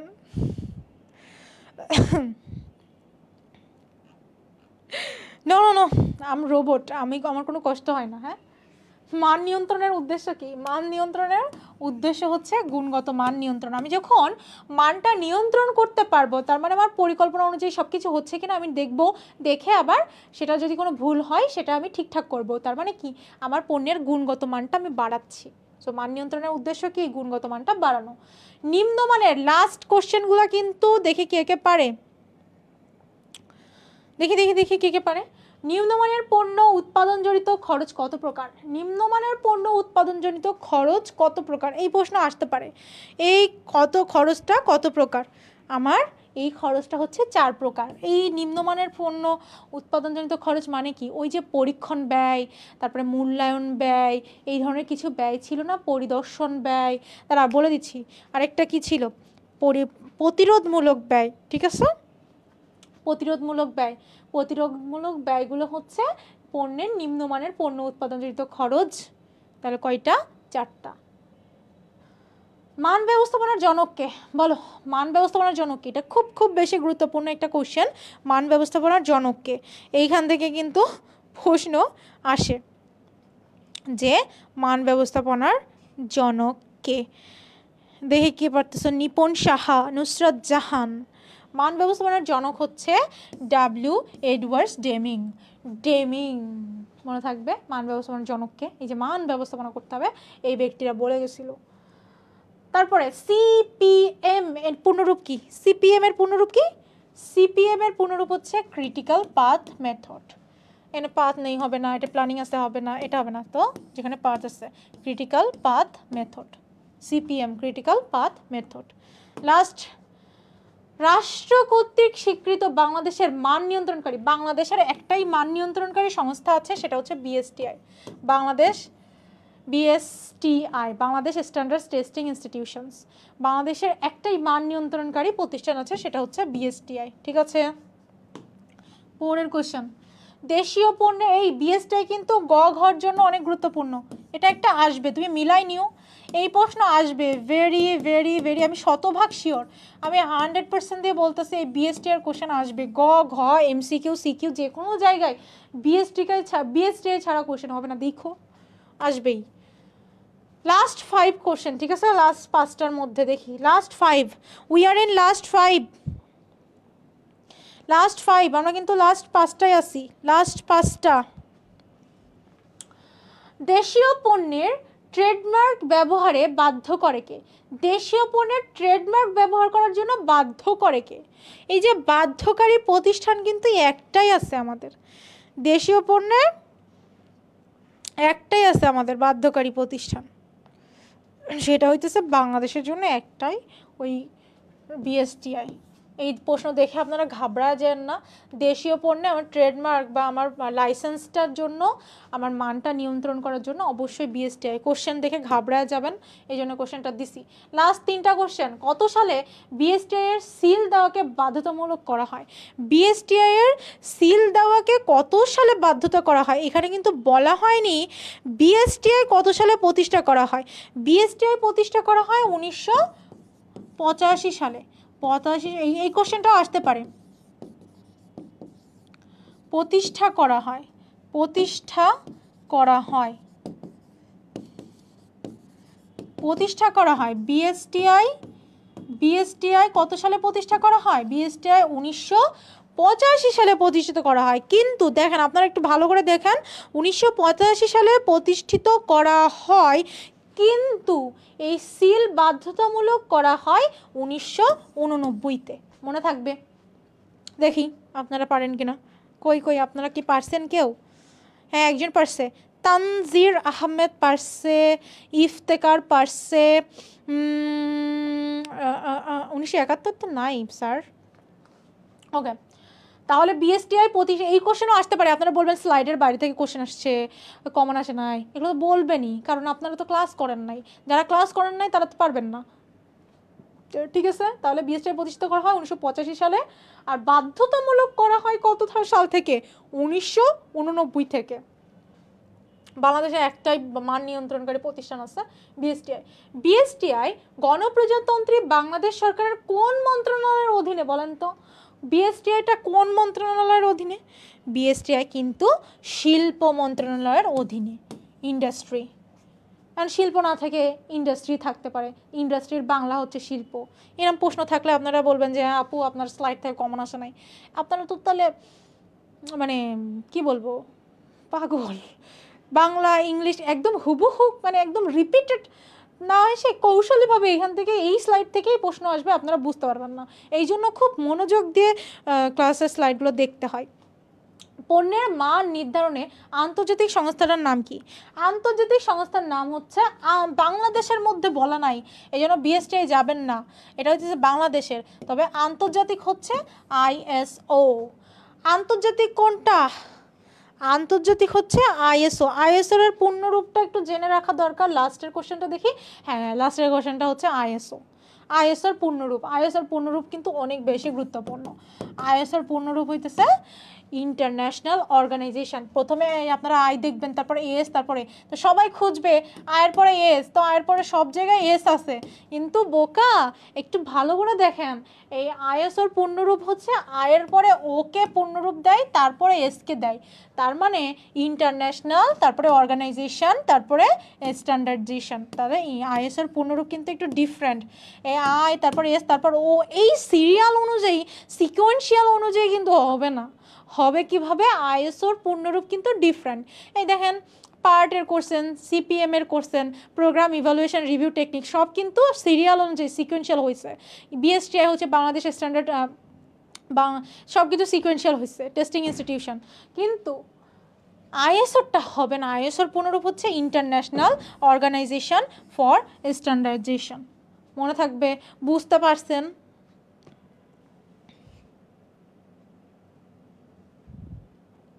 বুঝতে পারছেন? তো আইএসওর একটা সনদ আছে, আইএসওর একটা সনদ, সেটা হচ্ছে আইএসও 14000 নামে পরিচিত, রাইট? ইয়েস। আইএসও 14000 কি করে? এই আইএসও 14000 কার সাথে সম্পর্কিত? ক্লাসটা কেমন লাগছে জানায় যায় না অ্যাটলিস্ট, ক্লাসটা থেকে কিছু শিখতে পারছেন কিনা, ক্লাসটা কেমন লাগছে? সো আইএসওর পূর্ণরূপ হচ্ছে international organisation for standardisation. Okay, so এই তো আমাদের বেস্ট উইশেস সবার জন্য, অনেক অনেক শুভকামনা। আপনাদের এই যে টপ 100 এমসিকিউ করিয়েছি, এর মধ্য থেকেই একটু একটু সব তো একদম হুবহু কমন আসবে না, হয়তো বাংলাকে ইংলিশ করবে, ইংলিশকে বাংলা করবে, অ্যান্ড কোশ্চেনটাকে হালকা ঘোরা দিবে, বাট এইখান থেকেই কমন আসবে ইনশাল্লাহ। সো আপনি এক্সাম হলে যাওয়ার আগে জাস্ট 30 থেকে 40 মিনিট সময় ব্যয় করে এই কোশ্চেনগুলো সুন্দরভাবে পড়ে যাবেন, অ্যান্সার সহ পিডিএফটা আপনি শেয়ার করার মাধ্যমে পেজে বললে পেয়ে যাবেন, অথবা যারা শেয়ার করবেন না পেজে শুধু নক করতে থাকবেন। এটা কিন্তু একটা অ্যালগোরিদম আছে যে যারা শেয়ার করে বোঝা যায় তাদেরকেই শুধু পিডিএফটা দেওয়া হয় অটোমেটিক, হ্যাঁ, প্রোগ্রামিং করা। যারা শেয়ার করবেন না তারা কোথা থেকে পিডিএফ পাবেন? তারা পিডিএফটা কিন্তু পেজ থেকে পাবেন না, তারা পাবেন এই যে আমার ক্লাসের পরে 10 থেকে 20 মিনিট পরে আমার এই লাইভ ক্লাসে দেখবেন টাইটেলে বা ডেসক্রিপশনে এই ক্লাসের পিডিএফটা পেয়ে যাবেন, ক্যাপশনে পিডিএফটা পাবেন। সো সেই পিডিএফটা ওপেন করে সুন্দর মতো পড়বেন, 30 থেকে 40 মিনিট সময় ব্যয় করে এক্সাম হলের আগে ইনশাল্লাহ এখান থেকে শতভাগ কমন আসবে। হ্যাঁ, তো আজকের মতো বিদায় নিচ্ছি, আপনাদের সাথে সুন্দর একটা সময় কাটলো, সবার সাথে আবার দেখা হয়ে যাবে 20 তারিখ ঠিক সন্ধ্যা 6টায়। সো সেই দিন আমরা কি করব? সেদিন আমরা সেকেন্ড পেপারের টপ 100 MCQ সলভ করব। সো সবাই ভালো থাকেন, সুস্থ থাকেন, আশা করি আপনাদের পরীক্ষা চমৎকার হবে, খুব দুর্দান্তভাবে পরীক্ষা দেন, সেই দোয়া ও শুভকামনা জানিয়ে আজকের মতো বিদায় নিচ্ছি। অ্যান্ড ক্লাসটা কেমন হয়েছে একটু জানাবেন, বা দেখেন আমাদের এসিপি সবসময় কিন্তু কোয়ালিটিতে বিশ্বাসী, কোয়ালিটি কেমন এটাকে তারা এনশিওর করে। আর আমাদের arts and commerce Pathsala BP নামের একটা গ্রুপ আছে, ক্লাসটা কেমন হয়েছে বা এই ক্লাস থেকে আপনাদের পরীক্ষার পরে যদি কমন আসে সেখানে জানাতে পারেন, গ্রুপে আপনারা পোস্ট করতে পারেন যে এই ম্যামের বা এই আপুর ক্লাসটা ভালো ছিল, তাহলে কিন্তু আমরা বেশি বেশি বা আমি ইন্সপায়ার হব নিজেই। আপনারা কিন্তু ফ্রিতে আমার ক্লাস করতেছেন, রাইট? সো ফ্রিতে ক্লাস করতেছেন, আপনারা আমাকে মোটিভেটেড করার জন্য, ইন্সপিরেশন আমাকে তো কিছু দেবেন, টাকা পয়সা না দেন, সো মোটিভেটেড রাখার জন্য একটু পোস্ট করতে পারেন যে না আপনার ক্লাস ভালো লাগতেছে, আপনি আরও ক্লাস নেন, তাহলে আমার ভালো লাগে। এটা অফিসিয়াল কোনো ব্যাপার না, অফিস থেকে আমার টাকা পয়সা দেবেই কি দেবে না এটার সাথে কোনো ব্যাপার না, ট্রাস্ট মি। শুধু হইতেছে আমার নিজের একটু ভালো লাগবে, আপনাদের পড়াইতে আরও বেশি আমি ইন্সপায়ার হব। সো যদি ভালো লাগে ক্লাস তাহলে জানাবেন, আমাদের একটা গ্রুপ আছে সেখানে পোস্ট দিতে পারেন, অথবা আমি পোস্ট দিব আপনাদের পরীক্ষার দিন যে আমার ক্লাস থেকে কেমন কমন এসেছে বা পেরেছেন কিনা সেদিন জানাতে পারেন। সো এখন এত কথা বলার সময় নাই, আপনার জন্য শুভকামনা। তবে বোর্ডে প্লেস করা, A+ পাওয়া, গোল্ডেন A+ পাওয়া এইসব স্টুডেন্টদের জন্য যে কথাগুলো আমি শেষে বলতে চাই সেটা হচ্ছে, আপনাদের সবাই কিন্তু বোর্ডে প্লেস করবে না। আপনারা এখানে যারা এখন 200 জন আছেন, 200 জন কিন্তু বোর্ডে প্লেস করবেন না। আপনারা কি করবেন? যারা একটু বেশি কৌশলী, যারা এক্সাম হলটাকে হল মতো করে চিন্তা না করে কনফিডেন্সের সাথে অ্যান্সার করতে পারে, তারাই কিন্তু দিন শেষে বোর্ডে প্লেস করবে। সো আমি চাই আপনারা আমার এসসিপির সব স্টুডেন্ট খুব খুব খুব বেটার করেন, খুব ভালো করেন। আর যা যা লাগে আমি কিন্তু সিকিউ লেখারও হ্যাক শিখায় দিচ্ছি, সিকিউতে কোথায় বেটার লিখলে, অনেকেই কিন্তু সিকিউতে 10-এর মধ্যে 8-9 পাইছে আমার স্ট্র্যাটেজি ফলো করে, সম্ভব। সো এটা আমি শিখিয়ে দিয়েছি। সো আমি চাই আপনারা অনেক ভালোভাবে পরীক্ষা দেন। আপনাদের 20 তারিখে পরীক্ষা, রাইট? আমারও 20 তারিখে পরীক্ষা, আমার জন্যও দোয়া করবেন, আপনাদের জন্যও দোয়া ও শুভকামনা জানিয়ে আজকের মতো বিদায় নিচ্ছি। সবার পরীক্ষা অনেক বেশি সুন্দর হোক, সবার সাথে দেখা হয়ে যাক বিজয়ের হাসিতে। ততক্ষণ পর্যন্ত ভালো থাকেন, সুস্থ থাকেন। 20 তারিখ ঠিক সন্ধ্যা 6টায় আমরা টপ 100 সেকেন্ড পেপার ক্লাস করার জন্য ঠিক ইনশাল্লাহ চলে আসব। তো আজকের মতো বিদায় নিচ্ছি, আল্লাহ হাফেজ, আসসালামু আলাইকুম ওয়া রাহমাতুল্লাহি ওয়া বারাকাতুহু।